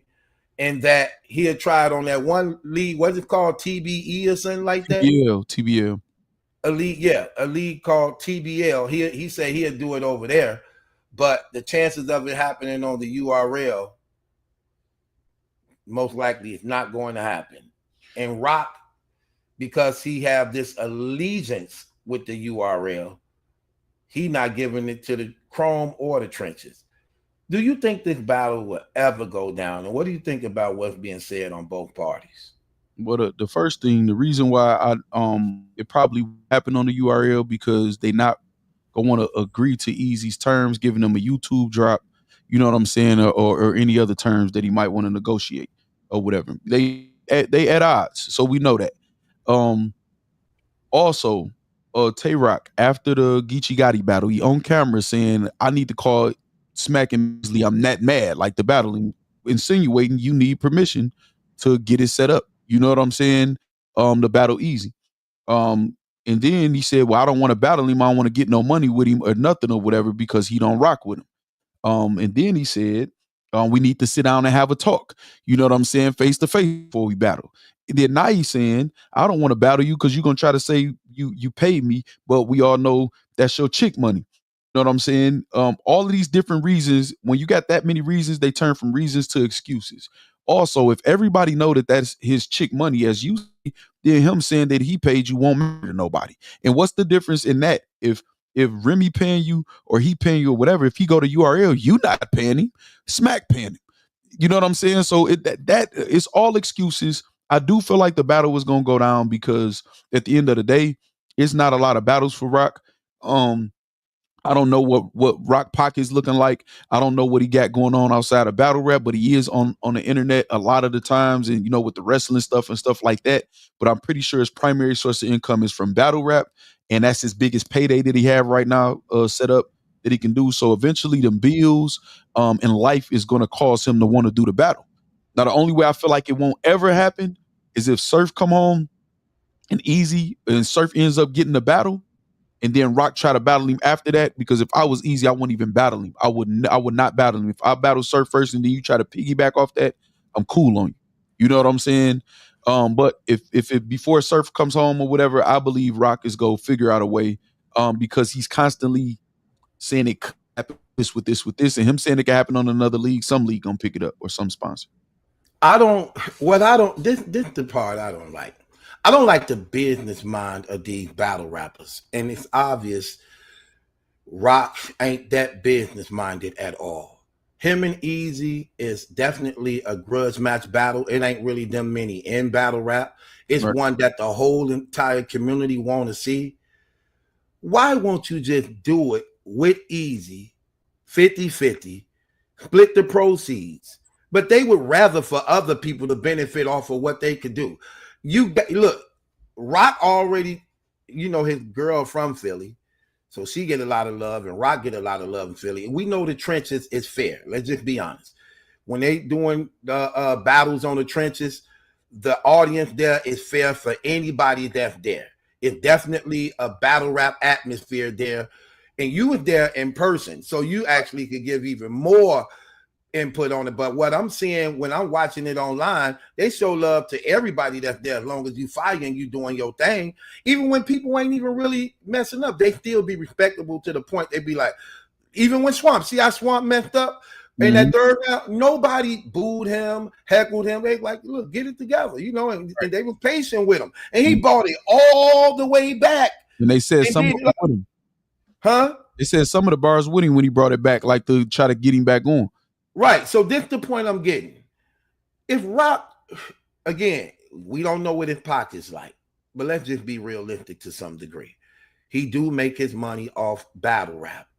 You and Easy could do the match. It ain't about who's paying the bill as long as it's done to the point that you fully compensated. But this match is so big that y'all could do it and just split the proceeds. It don't matter. Again, it goes back right to what you said. It don't matter if Remy paying it or you so-called believe Easy paying it. As long as it's being paid to the point that you fully compensated. Who cares?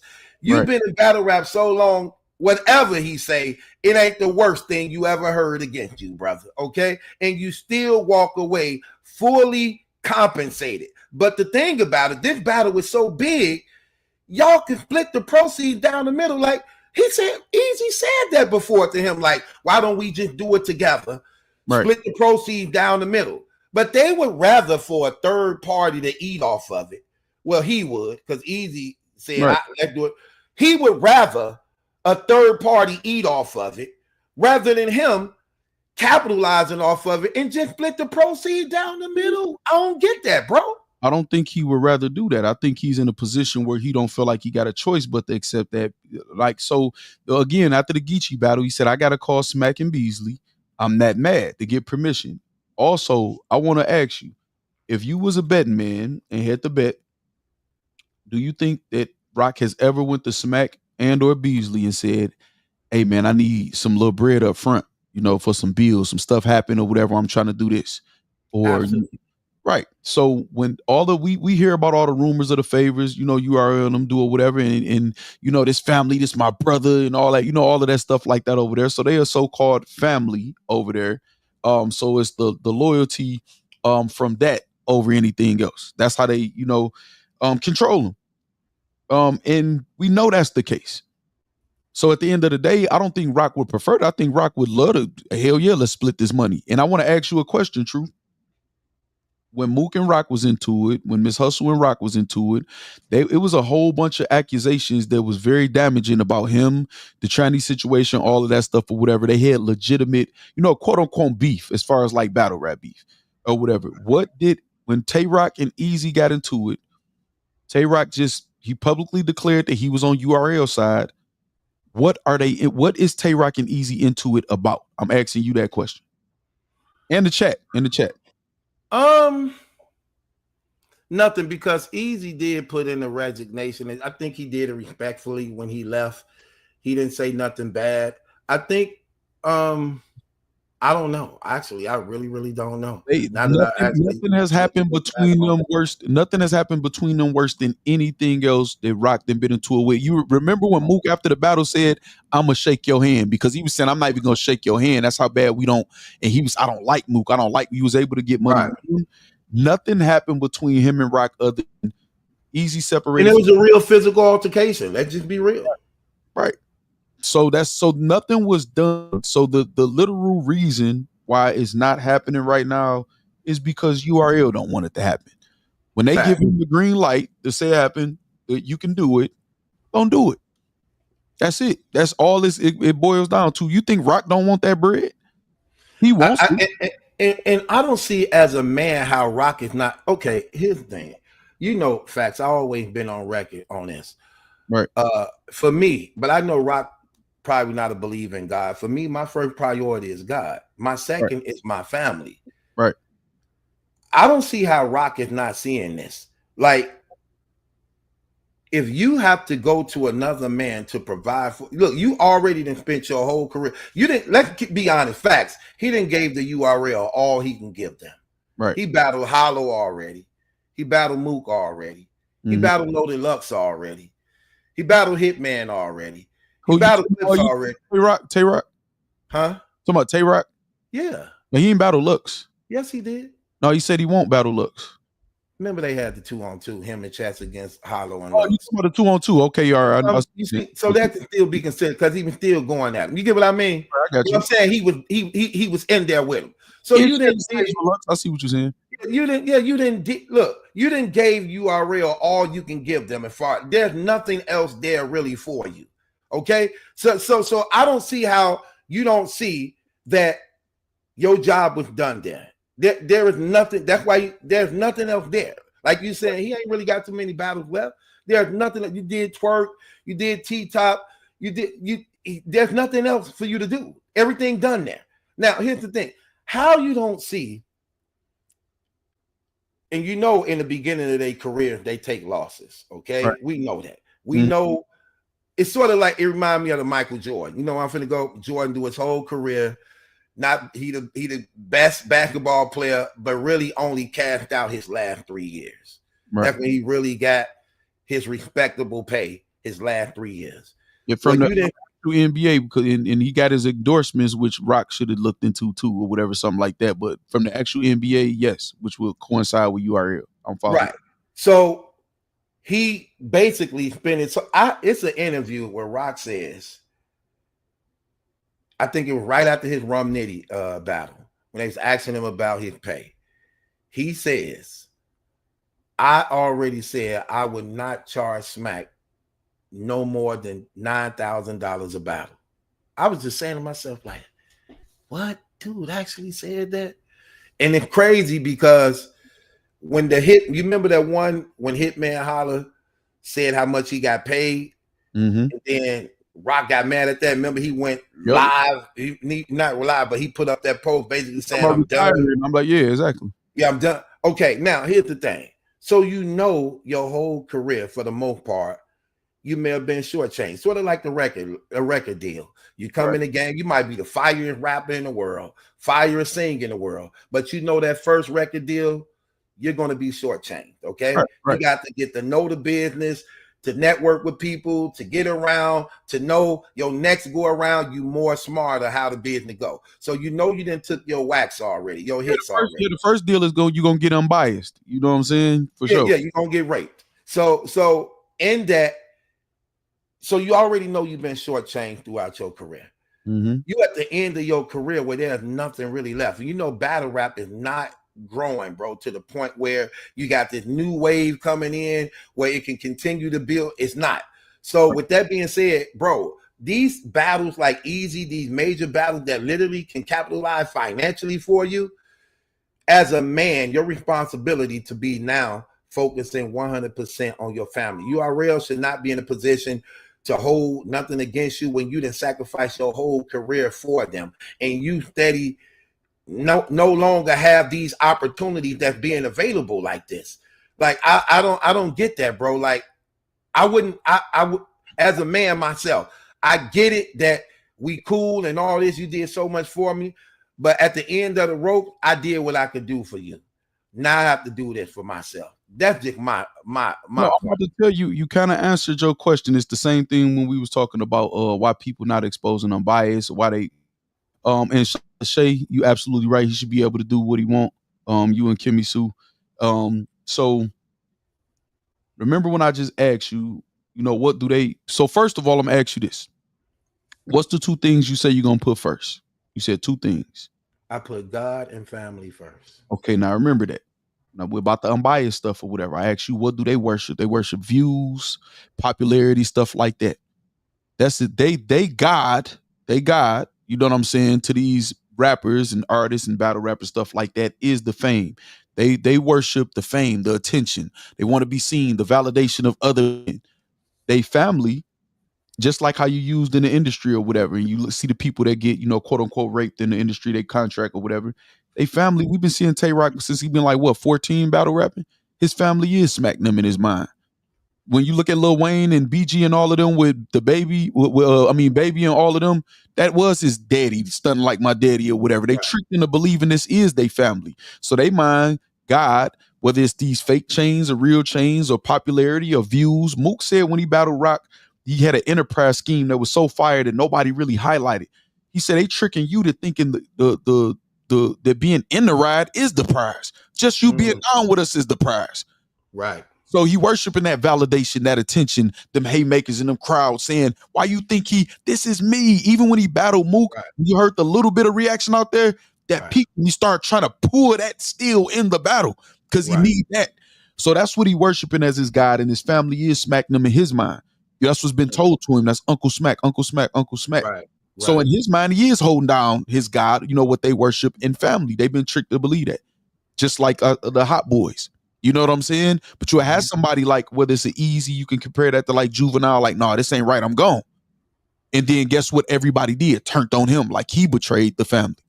Right. You know what I mean? So that's why they thinking like that. They've been tricked since a very young age. We've been forgetting that some of these guys been rapping and battle rapping since 13, 14 years old. 15, right. And where have we seen they, and this is not me, so I don't know how involved Rock's actual family is in his life, but have you seen like his actual family like really prevalent in his life? Like how and you saw Bow Wow's mom and stuff like that or whatever? No, his family. I saw his mom and dad at his 50th anniversary battle. Remember that? Yeah, I was like, oh, he's with his dad. That was only because of that celebration. Right. That's the only time I ever seen him. Right. So that they in their mind they are putting God, their God, in their mind and their family first. They've been tricked to believe that that's what it is. You know what I'm saying? So it's like, and I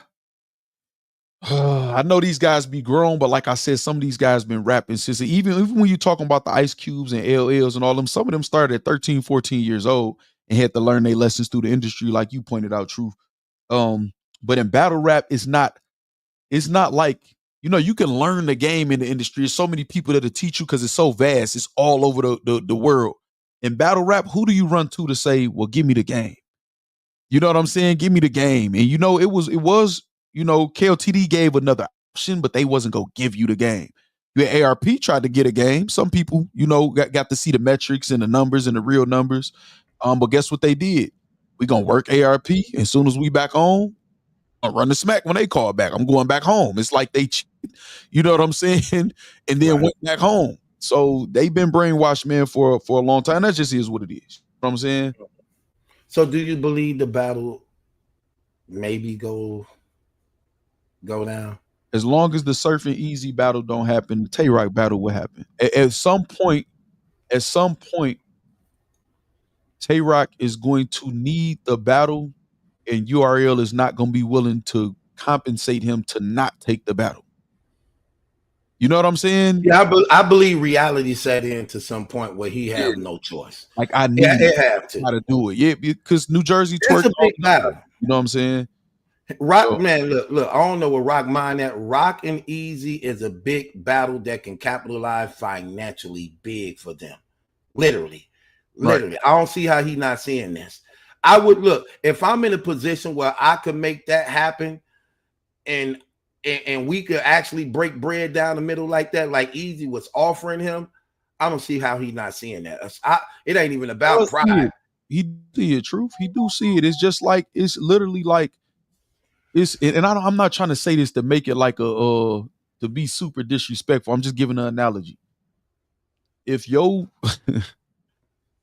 girl loyal to you, if you got a beautiful woman, it's gonna be a lot of men offering her a lot of different things. It might not even be necessarily better things that you got, but just something different. They can offer money, cars, trips, whatever else. If your girl loyal to you, yeah, they look at that stuff and want it. They ain't gonna go do it. If she not loyal to you, then yeah, they gonna go over there knowing that there's gonna be consequences. It's damn near like that's what make it crazy. You know what I'm saying? So I feel like that too, Swag. Ain't nobody telling me I can't get money somewhere. And then what ADEP say that's his fault giving away a percentage of the business to everybody. But this the thing. It's not that be besides the point. I don't know what that mean by that. What that mean by that? So it was, people were saying they had a percentage of RBE. I believe that to be true. Actually, I know that's not. Wait, who though? So you had Hitman Holler saying he had a percentage of RBE and Ill Will, and a lot of people said it. That's not the truth. That he gave percentage that he don't have his company. That's just not true. But people were saying that publicly. You know what I'm saying? Like, as Joe is saying that, whatever. No, it was like they might have had a pay-per-view percentage. That was the situation. And I know that because I've had similar deals. You know what I'm saying? In battle rap or whatever, in different capacities.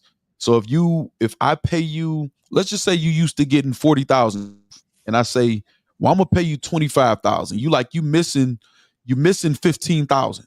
You know what I'm saying? And I'm be like, well, what I can do to compensate it is, the pay-per-view is gonna sell.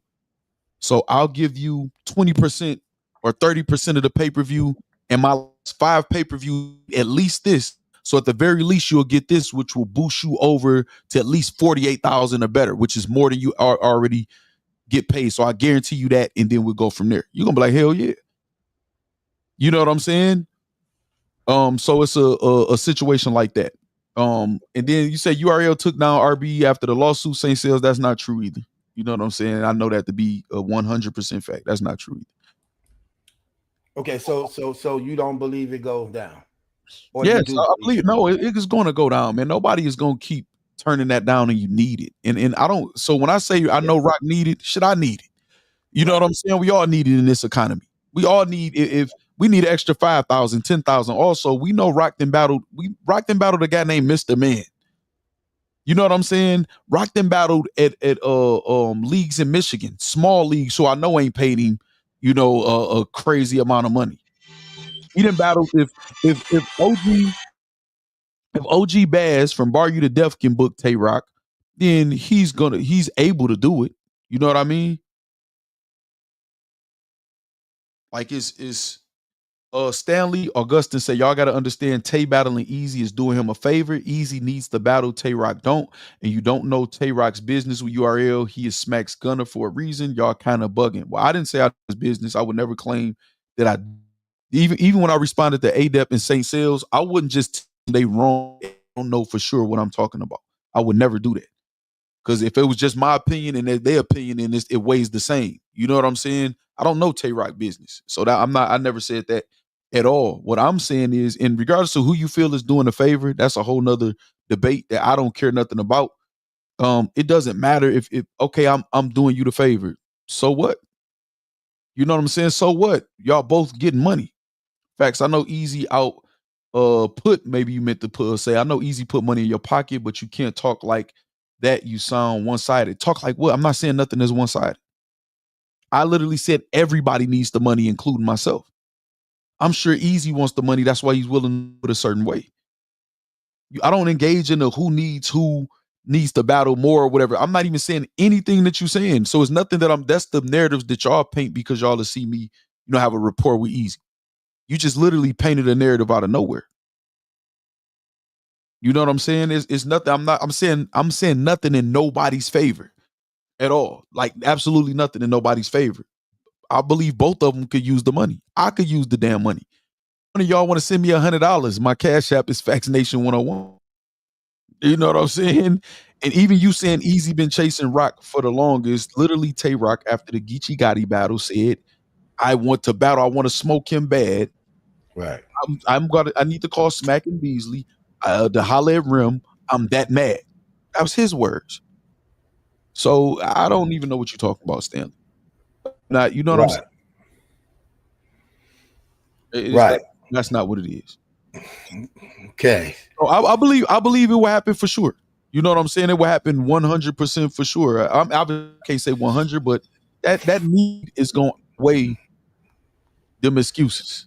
I don't rule nothing out, but I know it's gonna be a while to some degree. Cause I just smack them. Them dudes are selfish, man. Them dudes are selfish, man. And I don't know how much power they got wrapped around Rock. And I don't know if they still got this vendetta against Easy to the point where they just don't want to see him successful. Right. So I don't know, bro. I'm on the fence with it. Facts. I'm just keeping it real. It's like I'm gonna give y'all a window of just a moment in my life, right? So my dad and my mom went through a whole bunch of stuff or whatever, right? In a certain moment of my life, my dad ended up locked up. She never bashed him, made us look at him, but some of the stuff he did was like, some people looked at him as like a scary person. So my mother raised me the whole time. He got out. He had communication with my mother and some other people from my family. And he knocked on the door. Now, my mother knew he was coming. They had made an agreement. Yeah, you could come see your kids. Even after all of this time, whatever like that. So he showed up, knocked on the door. I answered the door. And I remember him pulling on the screen and me feeling the tug and me kind of pulling it back. But me recognize, like, I don't know how I even recognized who it was him. And President Trump. He pulled the screen open. And he came in and he grabbed me like, boy, give me a hug. Now I'm a teenager at this point, and I don't even know how to feel. So when he sat down and he like, man, I missed you and saying all this other stuff. Charges against him. Me wanting to, we can hear that, True. We can hear that. Can you hear me? Can you hear me? I got you. Okay, yeah. So when me just hearing him saying he proud and heard all the stuff I did, all of the doubt and everything literally went away in my mind, and I ran upstairs to grab my trophies and all of that stuff to show him all the stuff I did. I don't even really know this nigga. But I grabbed all my trophies, certificates, medals, college letters, all of that stuff to show him, like, damn, he proud of me, just of a boy wanting the approval of a father, me wanting that, and I didn't even know that's something I would have even wanted in that moment. I felt like that's how these niggas is with them. They on camera, online, been on YouTube, they whole lives. You know what I'm saying? And that's what I think is the hold on them, man, or whatever. Like, they don't know. Think about, like I said, even with the unbiased situation, they familiar with these people. They didn't get all of this time with these people. They don't even want to just say face to face, like, nah, Smack, I ain't gonna lie. I don't agree with that. I want to do this battle. I want to smoke him, and I need the money. I'm calling you say I'm your brother. You know what I'm saying? You say you got love for me. This is something I want to do, and I'm making it public that I want to do it. And if y'all tell me no, I'm gonna make it public, I can't do it because of y'all. I can't imagine him saying that and standing on it to them. You know what I'm saying? I just can't. Okay. I can't. Move right along. Facts. More topics to talk about. Mm-hmm. Rapper Tory Lanez was stabbed 14 times in a California prison and rushed to a hospital. Officials say that attack happened Monday morning at California's State Correctional Institution. Lanez is currently serving 10 years for shooting Megan Thee Stallion in 2020. His lungs collapsed after that attack, but his team says he's now breathing on his own and he's in good spirits. The motive for this attack is unclear. An investigation is now underway. Lanez's team thanked fans for their prayers and support. Okay, what you think about that, bro? But as soon as I heard how he got stabbed, where he got stabbed, I knew it was some type of hit. You know what I'm saying? Whether it's a Rock Nation hit or whether it's a hit, just within the prison. It was rumors that it was some type of race thing going on or something like that. But you've been locked up, so that many times in the abdomen, back, head is some type of hit off bail. Outside of that, is outside of me knowing that it was some type of hit for whatever reason, I knew whoever did it, whether it was a group of people or one person, they was trying to end his life. You know what I'm saying? In prison, you make a point, you can just hit a person 2-3 times in the neck, in the head, or in the face, and they get off the yard, leave them leaking. You know what I'm saying? Send them to the wall, and we know we ain't go see him. That many times, abdomen, back, face, neck, or whatever, I knew they was trying to take his life. With him doing albums from in prison, with him still being able to cause traction and give messages or whatever like that, I'm open to considering that it's a possibility that it's somebody. I won't just put it on Rock Nation or nothing like that, but it's a possibility that somebody from the outside is trying to get it done. And I guess that it was Latinos. They take those type of hits in there. They move as an organization. For the most part, they know how to keep their mouth shut and get it done quietly or whatever. So that's what I feel about what's going on. And not only that, with the new information coming out that they saying that old girl was the one that did the shooting, it is also possible that somebody could have got privy that was about to come out, and maybe we could get him up, up out of there before that. But again, it could have nothing to do with the Megan situation. That type of stuff happens in prison. That's my full thoughts on it. Okay, I saw a breakdown on it, and actually one of the guys who was locked up with him in the same facility, they basically was saying that he ended up becoming a Muslim and was literally feeding everybody. They said he was feeding everybody in there, the brothers. Right. And that, he got hit at like 7 a.m. They stabbed him up at like 7 a.m. So we already know, you know how that go. You know what I mean? So it definitely was a planned hit. For sure. And they said the guy who was on the phone was like, Tory had nothing to basically do with it. He was like an innocent bystander. But they were saying like they hit the resources. Right. They hit the resources. The one who actually got the bag that everybody was dependent on. You know what I'm saying? Who was actually putting them in a position to win, by which they hit the bag. They basically, that's how they were saying it. And he was actually saying, we on lockdown right now, but after the lockdown, the place going up. So I'm pretty sure they heard that on the phone. Yeah. And they were basically saying he was giving them a lot of resources, like Tory feeding everybody, as far as like that was under that brotherhood banner, right? And the dude was just basically saying they hit him as a result of that, whatever else was going on. Yeah, so we know that that's a real possibility, and stuff like that actually happens in prison more than not. So I could see that. But we also know them being locked down, him saying that. Whether he understood he was saying that and knowing that they listening or not, we know what they about to do. They about to find the leaders everywhere, rat them all to different prisons, cease communication, you know what I'm saying, and make sure that the major players is not there. So it's gonna be less organization when they release stop the lockdown. You know what I'm saying? So that happens. It was definitely a hit. The guy who did the hit had life, so he expendable. It don't matter if he take a life, what they gonna do, give him another life. He's not leaving anyway. Right. You know what I'm saying? So we know that that's a crowd. You know what I'm saying? Do it in the morning. That's when everybody is least alert. You know what I'm saying? Some people still sleep. Don't come out for breakfast. Facts. A lot of people don't know that. Exactly. You know what I'm saying? So it all makes sense to us. We've been there. You know what I mean? Yeah.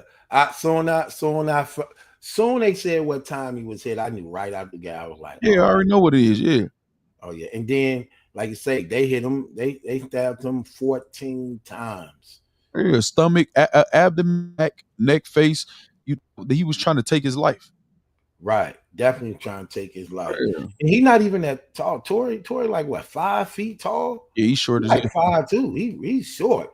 Yeah. So you know what I mean? Right. For him to be stabbed up that many times by one person too, they saying. He was trying to get the job done. It's literally like somebody standing over somebody and emptying a whole 30 in them. They want to, in different spots though. Saying different spots, right? Yeah. So like, and then that headshot at the end or something like that. Like we know, man, how it go in prison. And those of y'all who don't know, you catch somebody, you grab them. It's in the same area you hitting them. You know what I'm saying? You even hit them overhand, shoulder, backside, or whatever while they covering up, or you try to catch them and you underhand, abdomen, boom, boom, boom. He was hitting him in every spot that could be vital. You know what I'm saying? They could be vital. So that's how I know it was a hit. You know what I'm saying? What do you think May was running through Meg's head when she heard about this? You think she was bothered in any type of way? I think first of all, I think she's a sick person, and a lot of in our culture right now, it's a lot of black women that follow her lead that has this type of sick thought. Anything that will make them more comfortable in life, they okay with. In her mind, it's probably crazy. I think at this point, I don't think she has any compassion or sympathy for him at all. I think if I had to bet what her main thought was, it was, I hope he dies so this can just be over with. If I'm being honest, I feel some of these women out here that's sick. You know what I'm saying? You think of her like that? Hell yeah. If that woman will sit up there and tell multiple lies in interviews in front of the whole world, knowing a person about to go to jail, hell yeah, I feel like she. You think she's soulless like that? Yes. I don't think she was all the way before the end, but you come to a crossroads. Even the whole concept of selling your soul is a point in your time where it's a fork in the road and you got a decision to make. Right. She had a decision to make every time that they was talking to her about Tory, even when she lied and said we never had no sexual relations. Right. You know what I'm saying? And she picked the wrong choice every single time. You know, I always say, bro, it's kind of hard feeling sorry for them when they actually agree to the things that come with what they're doing. Like, it's hard for me to feel sorry for Diddy. It's hard for me to feel sorry for Meg. It's hard for me to feel sorry for Beyonce. It's hard when they have full knowledge of what they were getting involved in, even if it escalated as they got there. Right. But to know that they were adults and they are adults and agreeing to what comes with the business of being in those upper rooms. Right. It's hard to feel sorry for them, bro. You know what I mean? Yeah. And I like, when I'm seeing and hearing about this, I'm like, dang. I wasn't surprised in no type of way at all. None at all, bro. Yeah, even to the point of them actually probably not even trying to save him to some degree. That's the part I was more shocked about, that they actually did try to save him to the point that he actually made it to a hospital. You get what I mean? Rather than just allowing the stabbing to take place and they not giving him no type of care or immediate attention by which he could have been rescued.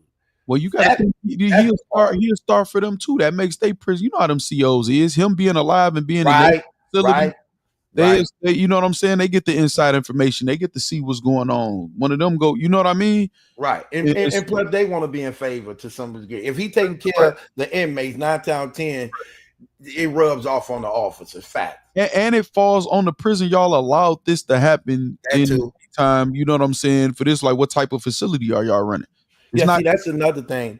Not to cut you off. That's another thing too. A lot of people don't know. When you go to prison, you are awarded to the state. The state is responsible for you. There's a lot of lawsuits involved with those things if you're not properly taken care of. That's why it's mandatory that you get medical attention, dental attention, food, three hots in the cot. You know, that's what you say. They have to literally provide for you because they are responsible for you. And bro, Factz, I saw something so crazy in prison before. This was crazy.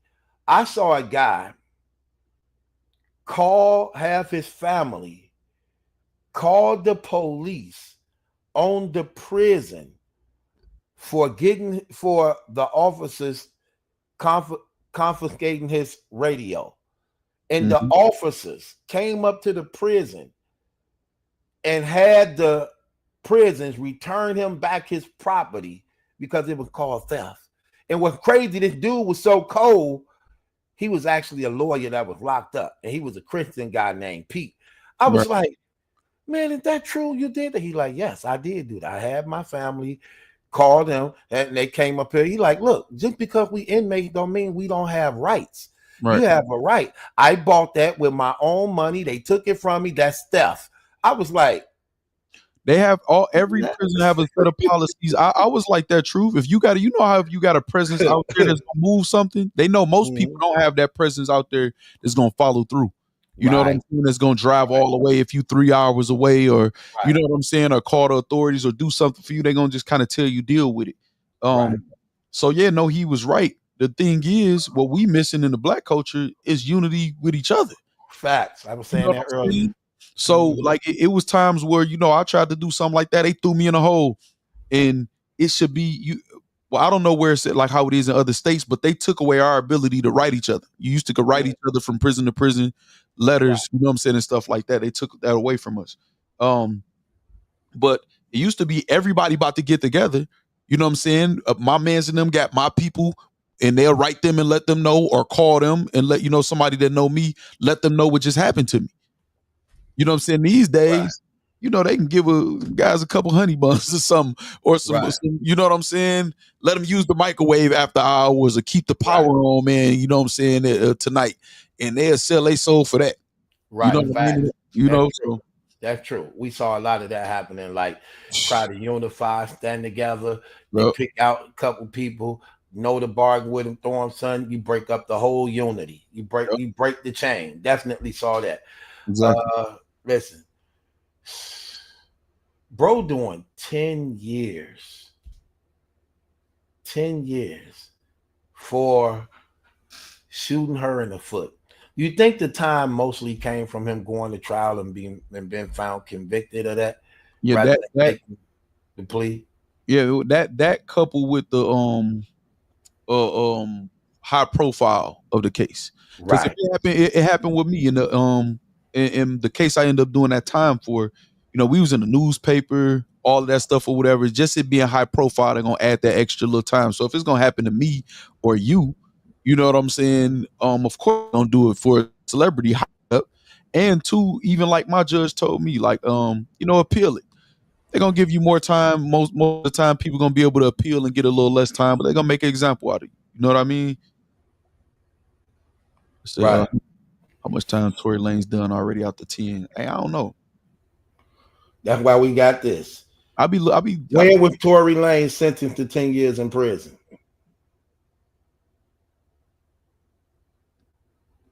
(2023). Yeah, so he only got a couple years, man. He August 2023. Yeah, he ain't nowhere near that the end of that bit. Man, what? That's crazy. only 20% of his time. And not only that, because he wasn't a United States citizen, he get deported from the state. See what I'm saying? That's crazy. Yeah, but yeah, so it's definitely not and then too, just, you know, usually when you shoot somebody below the weight, that's crazy. Stendo Keith, shout out Stendo Keith from Michigan too. Shout out Keith. I was just about to say this. When you shoot somebody below the waist, you know what I'm saying? They don't even have to consider like attempted murder or nothing like that. It's usually lesser or whatever. So they for sure made an example. They made it a circus. You know what I mean? It's ridiculous. And this is the thing. It's not like she was saying, well, he was trying to shoot me to kill me or nothing like that or whatever. Man, they knew what was going on. They said he was shooting at the floor and said, dance, Dance. dance. Yeah.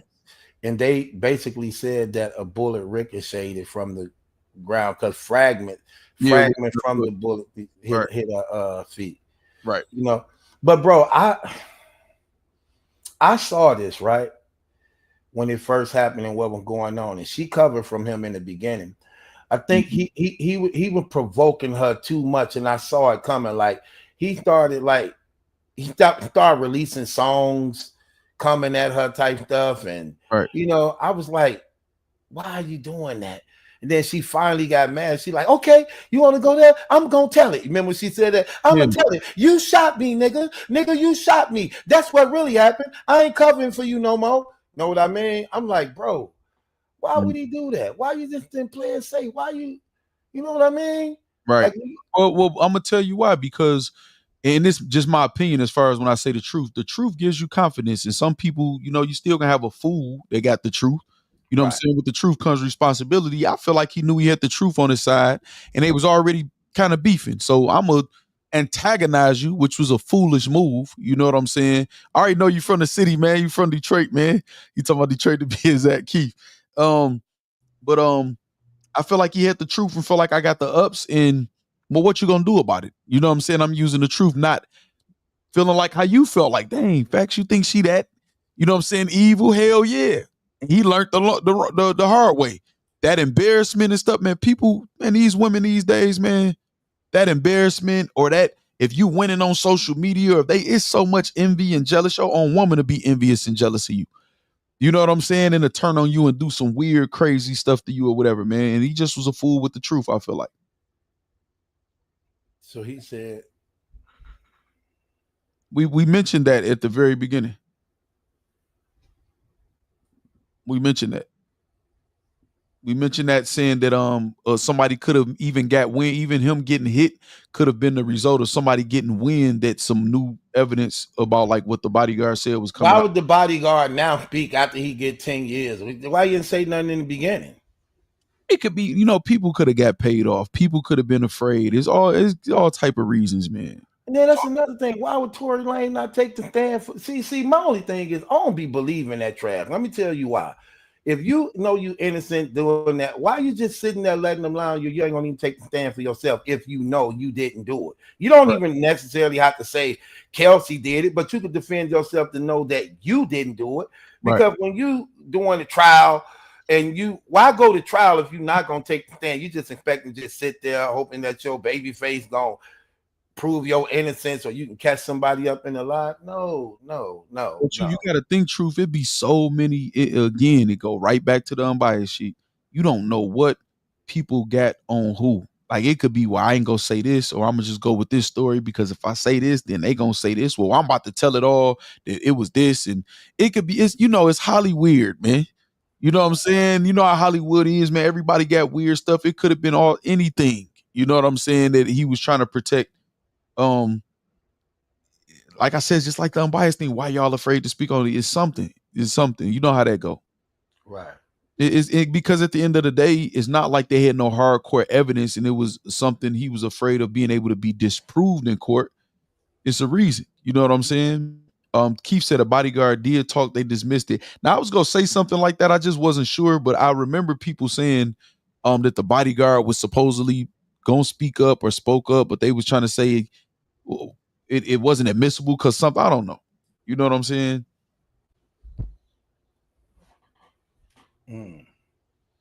Yeah, that's crazy. 10 years though, man. Whole career just gone. Like this hip hop industry, man, is terrible, man. Like these brothers, they either getting indicted, murdered, or killed. Right. And going crazy, doped up, diseased up. Like this whole industry is just terrible. Speaking of which, we on day 3 of the Puffy trial, man. Cassie. I'm gonna tell you what I feel like their strategy is, man. I think that the lawsuit was allowed to go through and the tape got leaked to show some type of dominance or force, like that he Cassie, yeah, like to show that he does make her like he has some type of like dominance and violently makes her do things, stuff like that, right? Because I don't think anybody with any common sense believes she sat there and was afraid to leave and was just forced to do all of that stuff. And as opposed to her saying she make an agreement that a lot of people make in the industry. You got the money, you got the influence, and I know what come with it. Whatever you tell me to do. You know what I'm saying? So I think they just trying to paint a picture so far, as far as what we know. They painting the picture like she was being forced to do it, and I don't think that was the case. I think it was, even if she was hesitant to do anything or whatever, man, he letting her know this what it is, and she could have left at any given time. You know what I'm saying? Right. When you young like that, and you surrounded by that life, all those celebrities everywhere, and the top dog guy got you as his basically main chick, and you signed to a 10-year record label deal with him. 10 years, man. He had signed that girl to a 10-year deal. Right. And she always wanted to be a star. Right. You with the man. Right. A lot of people call him the handler for a lot of people in the game. Right. So your life is opened up to a whole different thing. Right. Truth. Even men succumb to that. Yeah. So you're like her being a woman with all of that you just said, like, and again, I'm not gonna act like I'm 100% sure, but we know how it go. Yeah, that's why I'm like, cause let's just keep it real. Some days a person don't feel like doing it all the time. Okay, right. We definitely know that. Right, for sure. So that's why it's like a fine line. I'm with you. There's no way you're going to make it seem as though you wasn't up for none of this at times. You know what I mean? When it's already on record that he was basically telling her, pick out who you want to. And she was picking out who she wanted. You know what I mean? And actually, again, we know how that go. Every day you just don't feel like it. Every day you just don't feel like it. So I could see the violation on both ways. For sure. And when you're doing it for so long, my thing about them is I hate the weight game, Factz. Right. I hate the weight game. I hate that. See, when we look at rape, bro, rape to us is soon as it happens to some degree. When you know what I mean? We get that there are people who young, who get taken advantage of, children and things like that. And they may not have the power to do so as a result of being young and things like that. Right. But when you are an adult, sort of like what we're seeing with the Shannon Sharp situation. Right. And rape coming later, but you're an adult. You're not a child who been taken advantage of, molested, and abused. We're talking about grown adults. Right. That you wait till I ain't with this man. I'm married now. I got 3-4 other kids. So let me backtrack what he did to me when I was an adult when we were together. See, I don't like that part, bro. I hate that part. Yeah, when we're in a culture right now where they trying to allow them to be able to do that. And this is shout out to all of the people that actually are victims. Because I stay open-minded that anything could be the truth when I don't know for sure. But I agree with you. It's a lot of women who I've saw, just throughout my years decide they want to change their life. And they'll even tell a whole completely different story about how stuff happened. Right. To help them cope with it, you know what I'm saying, and to give them a little bit more confidence, or to appease the person who they trying to marry, so they just tell them a different version of it or whatever. Right. And they'll be in reality in their mind and say it happened a whole completely different way. Right. You know what I'm saying? And you absolutely right. Sometimes they just it could be a time where he like, well, listen, I need you to do this. Well, I'm not doing it tonight. You just left me in a hotel for 3 days and didn't even tell me where you was at, and I was texting you or whatever. I'm not doing all type of situations or whatever where they might try to buck the system. Is it right to be using your influence and your power to do that with people? Hell no. You can even use the word evil, at that point or whatever to do that. Like you said, but as an adult, your first step also in going against it after all these years was for money and not for him to be like criminally charged. Right. You know what I'm saying? It's like we know the game. Why the money first? Yeah, and it's like you said earlier, man. This what it all boils down to. Whether it's Diddy, Cassie, Tory Lanez, or whatever, all y'all knew y'all was any of this could potentially happen. It's just like us on YouTube. You know what I'm saying? When I decided I'm gonna have a YouTube brand, even before a battle rap brand, my life is open. I'm going to be made. People going to distort my face. People going to make videos about me, all of that stuff. I know what I'm signing up. I can't start crying on camera. Why are they picking on me? Because you got in front of the camera and made yourself accessible. So I don't feel sorry for any of them in the situation. Right. I'm the same way, man. My thing is when you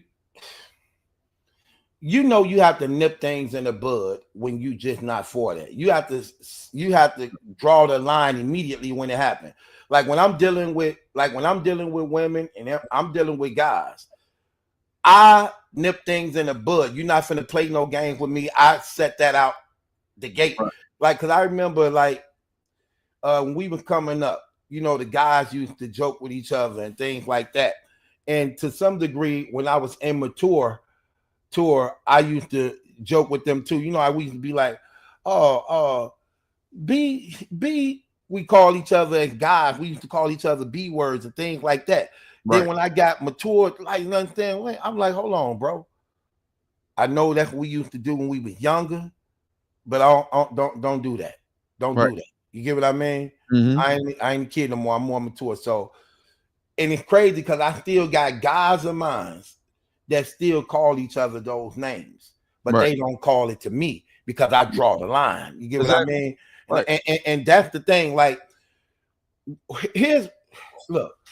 The Bible. This is how God defined rape. Right. He said, if a woman is taken against her will and she don't cry out, that's the point. If she don't cry out, it's not rape. Yeah, but that's I think about when that was written though, and the times is very different because it's a lot of because that could become a really, really slippery slope and gray area because some people are frozen by fear. You know what I'm saying? Some people are literally frozen by fear of what's going to happen to them if they say something. I get different circumstances, but I'm talking about what we seeing now. Right. Like you got women saying who were grown women even 20 years ago. Like these women be 40s and 50, like again, like the Bill Cosby thing. Right. For Those sure. women were grown adult women. Right. Then here's 30 years down the line. You're like, you know what? He raped me 30 years ago. Yeah, I'm not giving that credibility. You get what I mean, bro? That's what I mean by hold on. Well, where was the outcry then as an adult when that happened, when he took you allegedly against your will? Right. But see, let's keep it. Okay, bro, we're talking about rape. We're talking about taking somebody against their will, right, and forcing yourselves inside of them, right, against their will, right. And you really don't want how do that sit right with you if you really don't want this happening to you? But like I said, I know, like I said, it is a slippery slope because it's a lot of things. Sometimes fear. Yep. You know, depending on who the person may be, what the I get that. But to go, but see, like the 30-year thing is like is definitely like a way like bigger stretch to where it's like, nah, okay, but when you talking about a powerful man or whatever like that, some people do go through things like this. If they consistently doing it, and some people not even aware of just how they being taken advantage of. You know what I'm saying? Some people might be like, well, I'm supposed to be doing this. Maybe this not that bad. He nigga bought me all this stuff or whatever. He went upside my head. I was giving him a hard time. He is stressed. He is right. You know what I'm saying? He had $100 million deal on the table, didn't get it. You know what I'm saying? Or whatever. They'll tell, especially being young, they'll tell themselves, maybe it's my fault. And then as you get older, you know, you start having more wisdom and you start recognizing what's happening to you also. You start recognizing it. Then once you recognize what's happening to you, you may feel guilty. Well, I didn't let him do it for 2 years, but I'm going to look like saying it after this. You might bring it up. You might bring it up and say, well, I don't, hey, you going to tell him like, come on, man, it ain't what we do. And then it gets shut down. It's so many different things could happen. That's why I say I don't feel sorry for either or. Diddy was wrong at how he was carrying it. She was wrong as an adult. But she could very well have been gaining a little more wisdom as she getting older. Like, no, this ain't right, but I'm stuck. You know what I'm saying? I am addicted to the lifestyle, you know, which that don't make it right. It's just so many different things, man, when you dealing in perversion. You know what I'm saying? That play a part, man. So many mind games. You know what I mean? Yeah, you know what's crazy, man? And these be okay. Perfect example. Look at the Chris Mbaya situation. Right.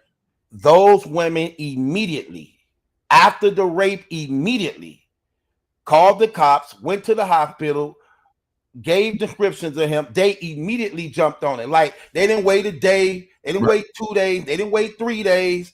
Right. The same time he did it, they was on him. Every last one of them. It's easier to be like that with a stranger, though, than with somebody who's a powerful, well-known man with influence that you done seen grown men bow down to, and this been going on for some time. Be a lot easier for them to do that with a stranger. Always. You know what I'm saying? No, when it's Right, somebody like you know. if somebody breaking your house and they're a stranger, and you got a pistol and you don't recognize them, you'll shoot them immediately. Somebody breaking your house and you kind of recognize them, you may still shoot them. I'm still shooting them. You might hesitate to yeah, as they like, man, what the hell you doing here like this? Right. Even if you see them caught red-handed, they like, my bad, I ain't gonna lie, it was just you might just hear them out, knowing what that is that they doing. Like, you know what I'm saying? So it'd be different situations. So I can see how women with a complete stranger in an unbiased situation not gonna hesitate at all. There's no hesitation. There's no reason to. There's no connection, or nothing. You know what I'm saying? It's just like when Bias told the story, it was a party. We had been texting and doing all of this or whatever. We started liking each other. If it was any type of rapport with that, it would have been easy to explain to her, yeah, whatever that fake money come, I got you. I ain't gonna play you like that. But clearly that was a lie. You know what I'm saying? Clearly it was a lie, and that came out when we looked in the paperwork. You know what I mean? When it got to describing how Cassie came to court, right? Factz. Mm-hmm. 8 months pregnant. Right.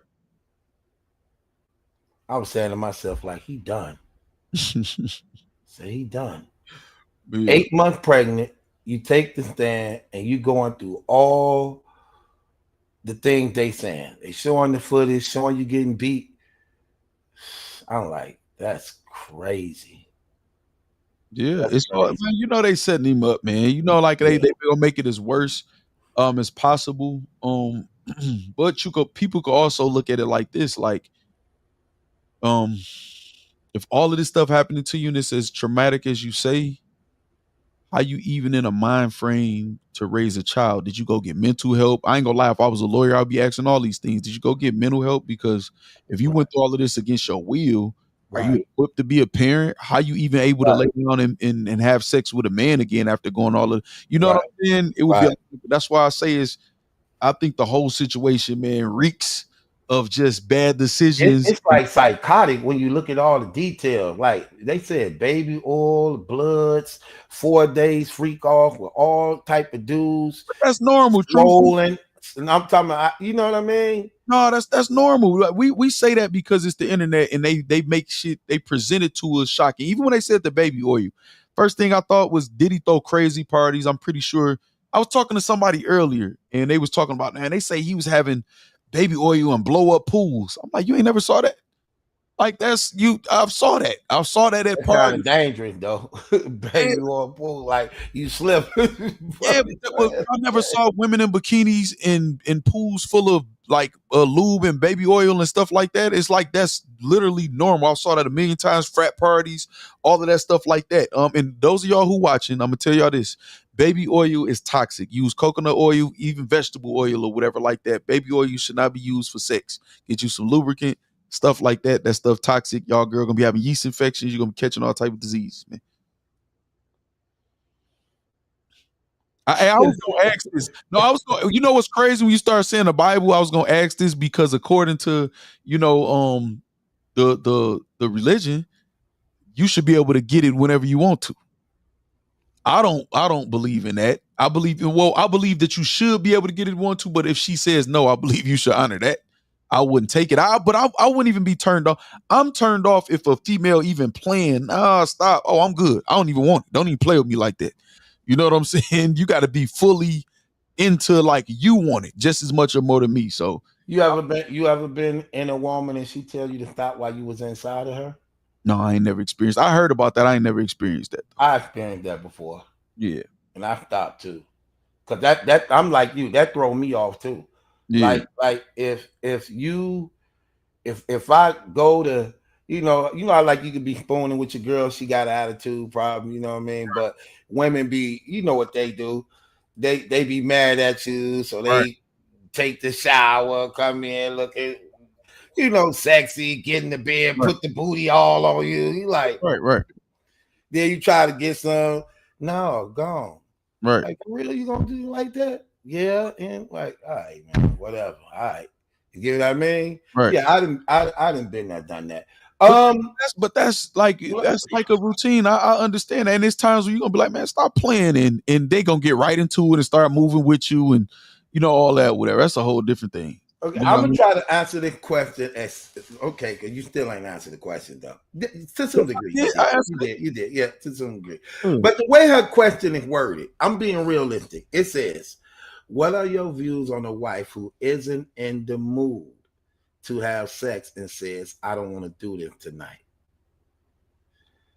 Okay, I have been in relationships where I wanted some, and my girl would be like, "I don't want to do nothing tonight. She don't feel like it." Right, but I'm still touching on her, trying to feel on her, get her in the mood, hoping that I could change her mood, try to switch up the mood, even though she's not in the mood right now.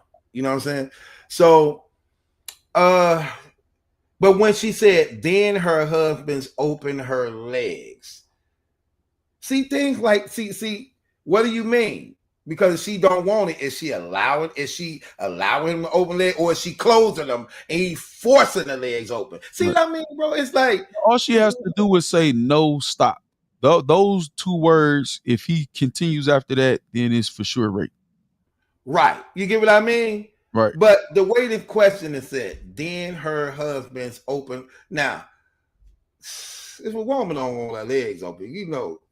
She gonna say no or stop. Once she says no, stop, how you just open her legs? How you just open her legs and get some? You got to open her legs. You got to slide it. You know what I mean?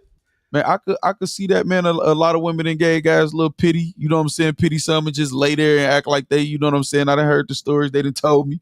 But me, I'm not turned on. If a female don't want, I'm not even turned on. You know what I'm saying? So, but if she says no or stop, then you cooked legally and morally. Like, you know what I'm saying? I don't want that's it. The thing. That's the thing right there. Yeah. You know what I mean? That's the thing. And trying to get in between, like I said, how do you get in between her legs if she ain't trying to have sex with you? Like, some women passive like that though, True. You know, like we gonna automatically think of like when you think of that, I guarantee you probably thinking of, boy, I said no, like a aggressive woman. Some women I are. don't see nobody say, I don't feel like doing it, but my legs is easily spread open for you. But some women are very, very passive like that. Some women they not even gonna say they ain't in the mood. They might not be in the mood and just don't say anything and just go with it. So it's some super passive women out there who just, you know what I'm saying? Like I ain't really saw that yet. I don't know a guy. Well, I can't speak. I don't be in the room with other people, so I don't know. Right. I don't know a woman who don't want to have sex allow her legs to be open like that when she don't really want to have sex. You know what I mean? Because I didn't came in on my woman and I spread her legs. She closed them back quick. Like, no, I ain't doing nothing. You get what I mean? You got to think of the type of women you specifically probably deal with. We like a lot of us, especially growing up in the hood, we like almost like aggressive, like more outspoken. Right. Yeah, you know what I'm saying? But that is literally one very small percentage of all of the type of women that's out there. You know what I'm saying? There's some women that's just literally passive. There's some women that believe no matter if I'm in the mood or not, if my husband wants some, I'm giving him some. Like I should just do that. You know what I'm saying? So that's what I'm saying. Like it's the internet will present us something and we just think it's just that. Like, no, we gotta like really think about it. You know what I'm saying? You know, so like it's literally as long as if once women know, they know the two words, no and stop. So let me throw this question back at you, Latoya.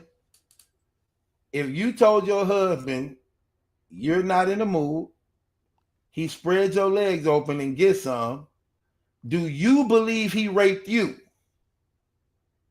Do you believe he raped you? I wish a woman could come up here and have this conversation. Well, I got plenty of them that's gonna be coming up to the show. You're gonna be able to pull up or whatever, because I'm definitely about to exit battle rap. You know, I'll talk about the prevalent stuff, but could we get a woman to come up here? We mature. We ain't messy guys. We mature. Right. We could talk about these things. Could we get a woman to talk about this situation? They got a link right there. Where you at? You ain't got to cut your camera on and show your face neither. You ain't got to show your face. It gives you the option to either do this or do this. It gives you that option right there. I want to hear a woman perspective on here. See, like then you got Swagger 2511 that say the key word is wife. 9 times out of 10, you're not raping your wife. Some people feel like you can't rape your wife.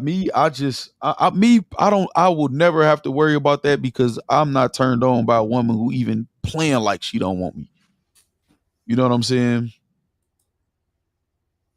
Like I'm just nah. Like it's like nah. Oh, there go my guy Mel. Oh, hold on, wait. Mel, you there? Yeah, I'm here. What's good, big bro? What's going on with you? How you feeling? Chilling, laying down. 8 o'clock sure did come slow today. Why you say that? Because you said you was coming on at 8. I did come on at 8. Oh, did you? I ain't see you till now. Oh, my bad. I take that Look at back. the time. Look at the time. Yeah, no, I'm on Jersey turn though. Confident. Right. I know you're like an hour away. Mel, what do you think of this question right here? Yeah, she was. Yeah, that's definitely the case. The I don't get it. I don't get it. Break it down. The ring don't change. It's my guy Mel. Mel is like a best friend of mine, Factz. We've been on each other. What's up, good, my bro? How you feeling? My guy Factz. Good, man. I see also Mel Kimmy Sue said, I think marital rape is more like in a domestic violence situation for power and control. I mean, that definitely is as well, but you know, when you take it, bro, like that's taking it. What's taking it?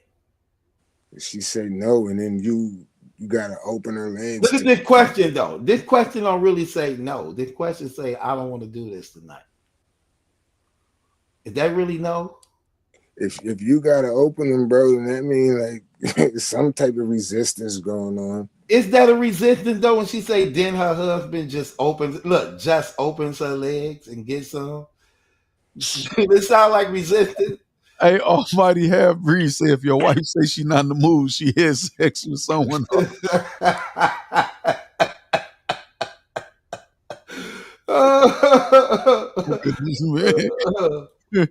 No, but because the act itself, bro, that's still traumatic. You understand? That's still a traumatic act to have to go through that.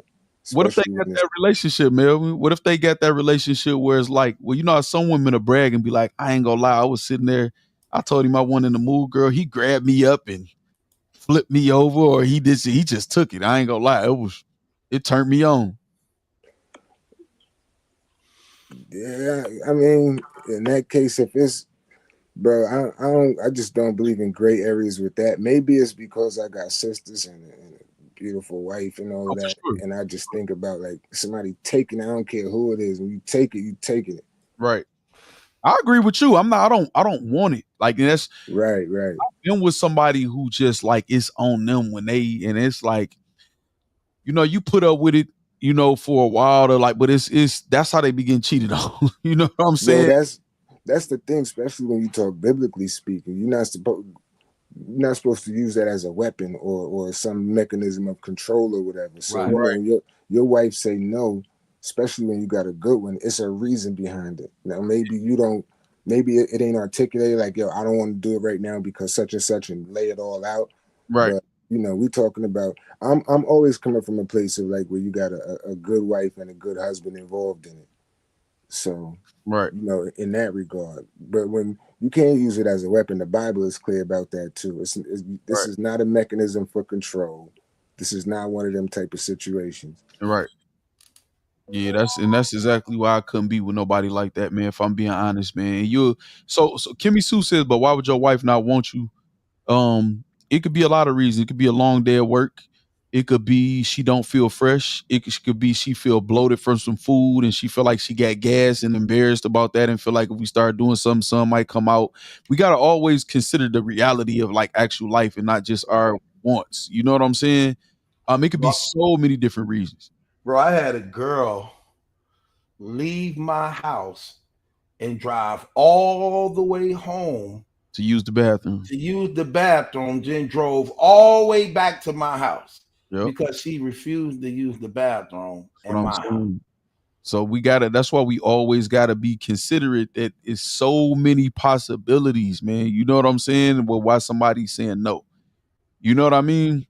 And it's just I'm just not turned on. Like if she consistently satisfies me, man, and it's just like a blue moon, like just you know what I'm saying? Like I would expect the reason would ask for one. Like you know what I'm saying? Like how you just not in the mood. Right. What if that's a symbol of a bigger issue for real. If it's that where it's just always no, it's something else going on. What is she role playing? What if y'all role playing? Do you consider that? Like when I had a woman tell me, she was like, I like role playing. She said, I I dress up like I'm a prostitute and be on the corner. I have you come pick me up. You know what I mean? She like, I have you come pick me up, act like a whore in the car. And she like, I leave the window open, let you climb through the window and act like you raping me type stuff. She like, I do it all. I love role playing. What about role playing? Is that like well, if you know y'all role playing, then you answered your own question. You already know what it is. Right. Yeah, but you get look, because I look at this is the thing that got Shannon Sharp in trouble. The girl I ain't role telling playing them sexual assault, bro. Hold on, man. Let me say this one. Oh, my bad, bro. This the thing that happened in the Shannon Sharp thing, right, bro? The girl texting him, when you come, I want you to choke me, stick it up in me, give it to me, daddy, give it to me hard, and choke me while you doing it. Right? So that's what they would do. Right. Then when you mad at me and now you set me up, now I say I'm gonna choke you. Oh, he been abusing me, he been choking me. But that's a whole different ball game, True. You talking about somebody's wife and then somebody who messing with a young. I'm not talking about a wife. I wasn't talking about a wife. I wasn't talking about a wife. I'm just giving an example. Right? No, but you said it's like the Shannon Sharp thing, but the example is if your wife says she's not in the mood. No, I'm not talking about that no more. Oh, wait, how were you supposed to know that? I'm just throwing something out there. Okay, I got you. I remember we talking about the woman who was role playing. Like a woman told me about her role playing, that she'll do that and things like that. That she liked that type of stuff. Right. But then you got another woman who like aggressive sex, being choked, slapped on the butt, handled rough, because some women like that stuff. Right. Then you mad at a guy and you reverse it. Like, you was abusing me, even though this is what you were requesting to be done to you. Like how they did Shannon Sharp. You get what I mean? The girl literally texting him saying, when we having sex, I want you to choke me. Then accuse him of choking her and abusing her. Well, he fell for the okie doke, though, True. He fell for the obviously, just like in battle rap, man, I always tell you, I assume I'm being recorded every single phone call I have. It don't, you know what I'm saying? When I'm in battle rap, I assume, so I don't really have to be too mindful, because whatever I could say behind closed doors, I could say in front of the camera. I'm not really a fake person. You know what I'm saying? Mm-hmm. I assume that or whatever. So in that case, when you being a millionaire and you saying stuff without actual detail, like you saying, well, I see I might choke you anyway. Like, he a damn fool for saying that outside of just the consensual sexual type of conversation. You know what I'm saying? There's some people that's like that, Kimmy Sue. I done been with people like that, but then again, like I said, you never know. Like, you never know, like, why a female would be saying no. Like, and like I said, if she's saying yes 98% of the time, and then those 2% where she's saying, no, I want to wait, like, give her the leeway to just, it could literally just be bloating. You know what I'm saying? It could be, well, she not sure, whatever is going on. She might be just shaved not too long ago and she feels spiky down there. She could be feeling like she might got a urinary tract infection and she want to get checked out. It could be all type of different stuff in reality, y'all. Like, I'm really in tune with my body. If I'm with somebody, I'm really concerned about their body, whatever. That's why these things is like right at the forefront of my mind. You know what I'm saying? It could just be a lot of different reasons. If it's consistent, then I'm not gonna lie to you. That's not really gonna work out with a guy. You could try to figure it out and see, like, maybe I could try to make her want it as much or whatever, but I don't know. It is not gonna work in the end, church. Yeah, that's a fact, and that's what I was saying earlier. That's a signal that it's a different issue, man, a deeper issue. Whether it's a personal situation, whether it's a resentment toward the partner, like, I don't know, but it's something that definitely got to be worked out. Because that's just not regular. Now, of course, it ain't going to always be the same 15 years in as it was when y'all was young pups, right? The honeymoon stage, but to be constantly denied is just like, nah, there's something else going on here. Yeah, but even with the question, it wasn't like I don't want to add consistently. Like that's why I just said if it was that, if it's just a night and it's again as a wife, as my wife, I would expect the explanation to be given to me out the gate that I wouldn't even have to ask. Would it like why would that? Because normally it'd be just whatever. You know what I'm saying? Once I started, is go. You know, it is what it is. So you saying no, I would expect the explanation to come right after that. You know what I'm saying? And that's always a red flag for me, man. And the one thing us men gotta learn is to leave when you see the red flags. You know what I'm saying? Instead of trying to pick that code, like what is it? But usually most men check out like that, man. You check out mentally and you're gonna cheat. You know what I'm saying? Is what it is. Say women be playing mind. They do. But yeah, I don't want it though. Even if she playing, like I don't want it. Like that's just me. I really don't. Stanley, he say women be playing mind games. They definitely play a lot of mind games. Women play a lot of mind games, and you have to be experienced in them to recognize a lot of the games they play. Like women don't like being direct. I remember I used to buy. You know about me joking a lot. I used to like irritate women sometimes. Women don't like when you just straight out ask for sex. They don't like that. They rather for it just to happen because in their mind, they're always creating moments. They very irritated when you just straight out ask for sex. They in their mind, they want a moment to usher in the sex. They always creating moments. Like usher it in, man. And when you dealing with them, here's the thing. Because they have a nurturing spirit, they always trying to train you because they like raising up their kids, and they're always trying to change you. They want to train, change, and control. That's just in them. That's what they do.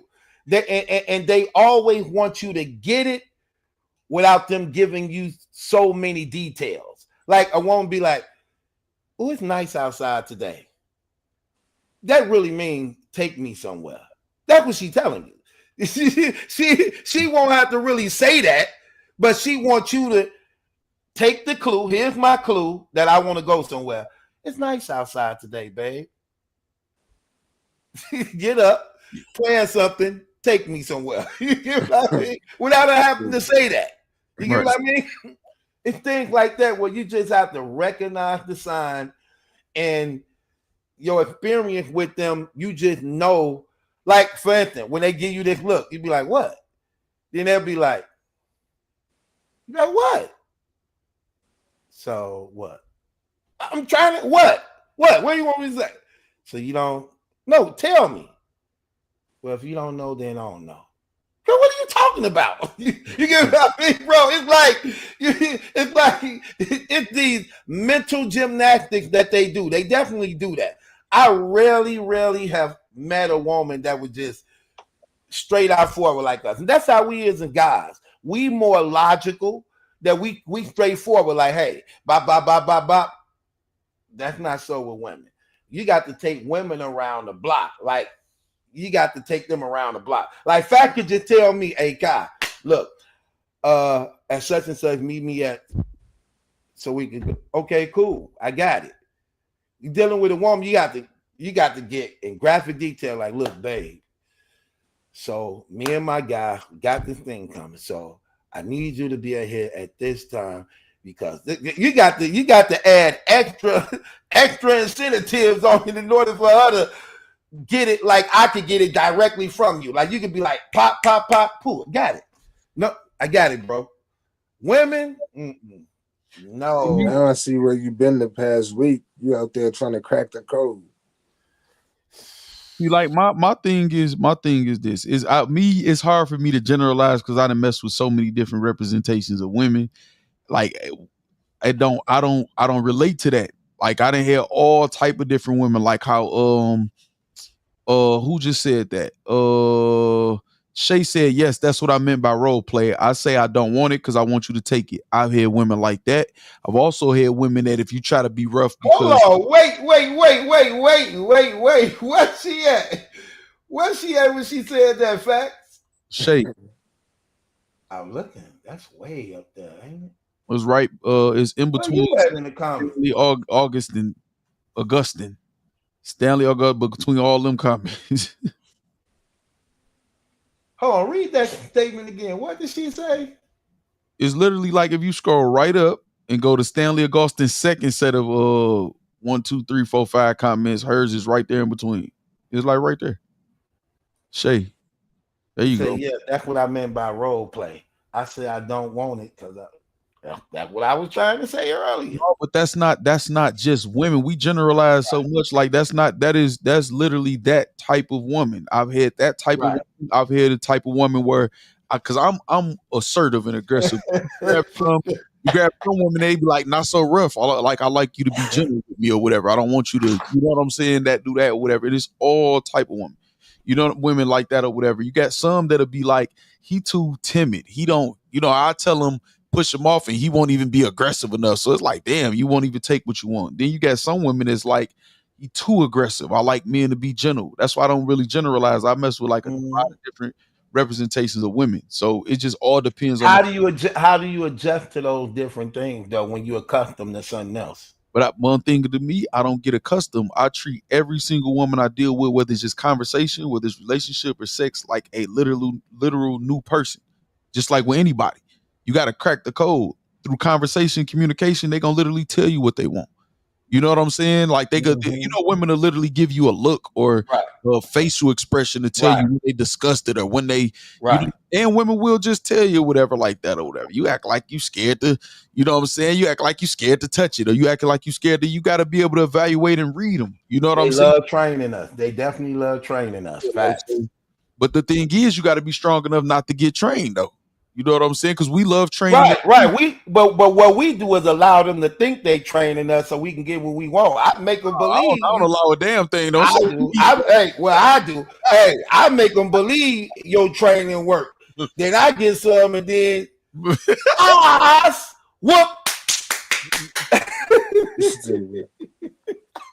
No, but I understand exactly what you mean. I got them different techniques. I ain't letting them feel like they training.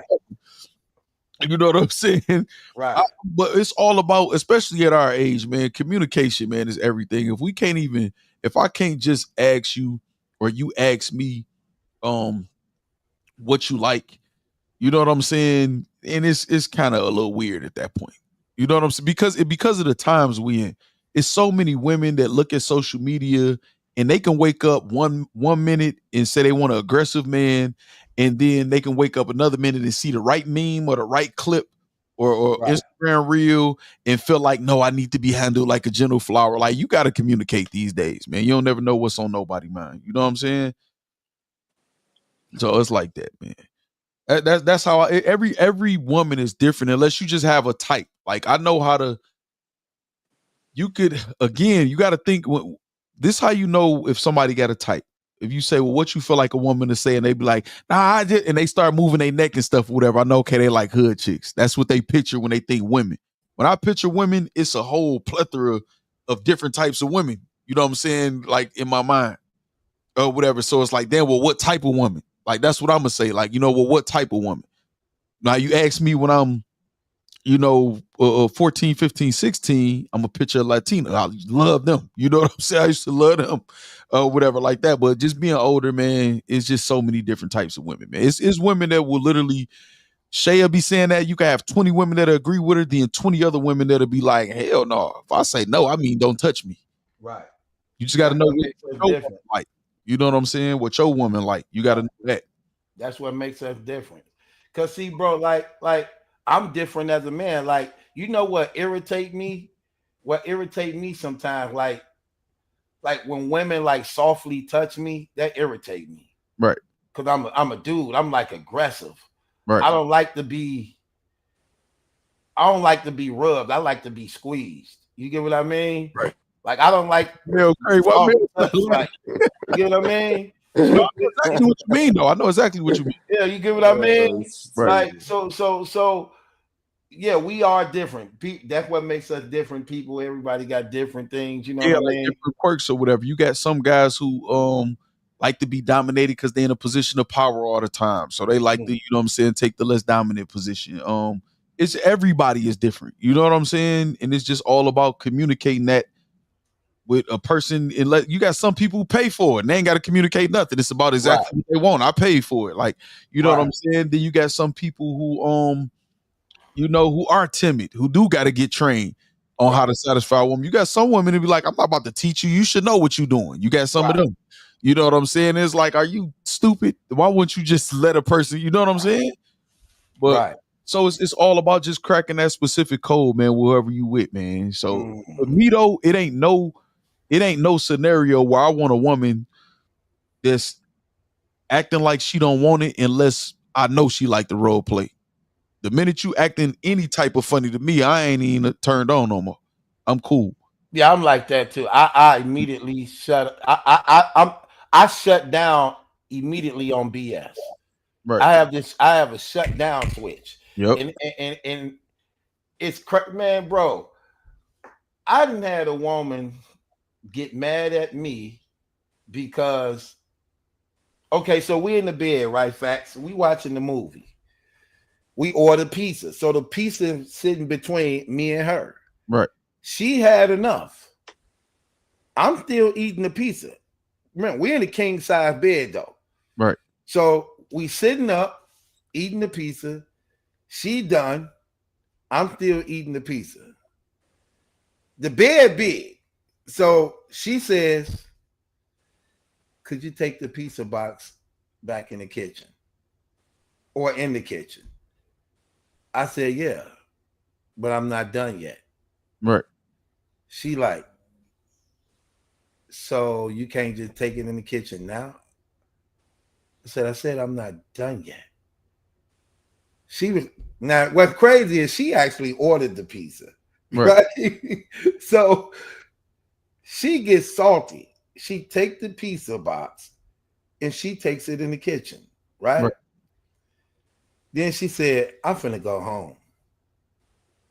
I'm like, remember, I shut down. Right. I said, all right. Even though I'm salty, but I'm like, okay. She leave, go home. Soon as she get home, she called me on the phone. What you think she said to me, Factz? Why you ain't stopped me from leaving?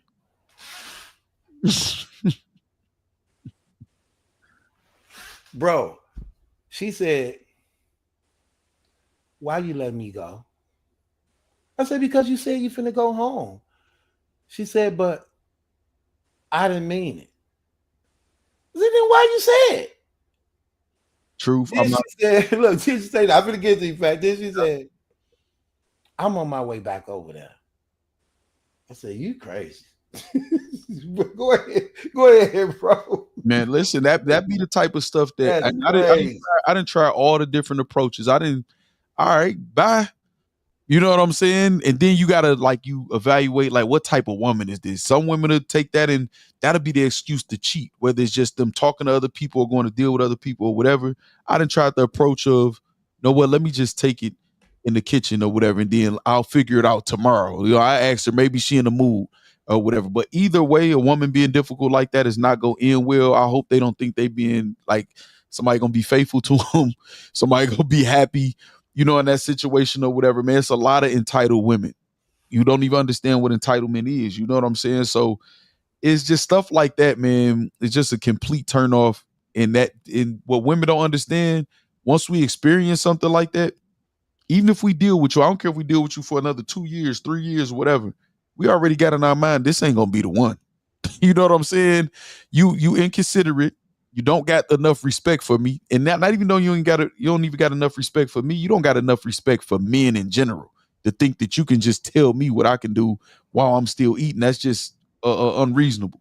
So women like that usually end up alone or continuously going from guy to guy to guy to guy to guy, and then failed relationship after failed relationship until they find somebody that they can control, but then they gonna miss you who they couldn't control because that excites them, and they gonna end up cheating or but you know what I'm saying? So them type of women, man, are something that we all, I feel like, experienced before, and that we got to learn to just, you know what, it's just not the type of female I even want to deal with. Amen.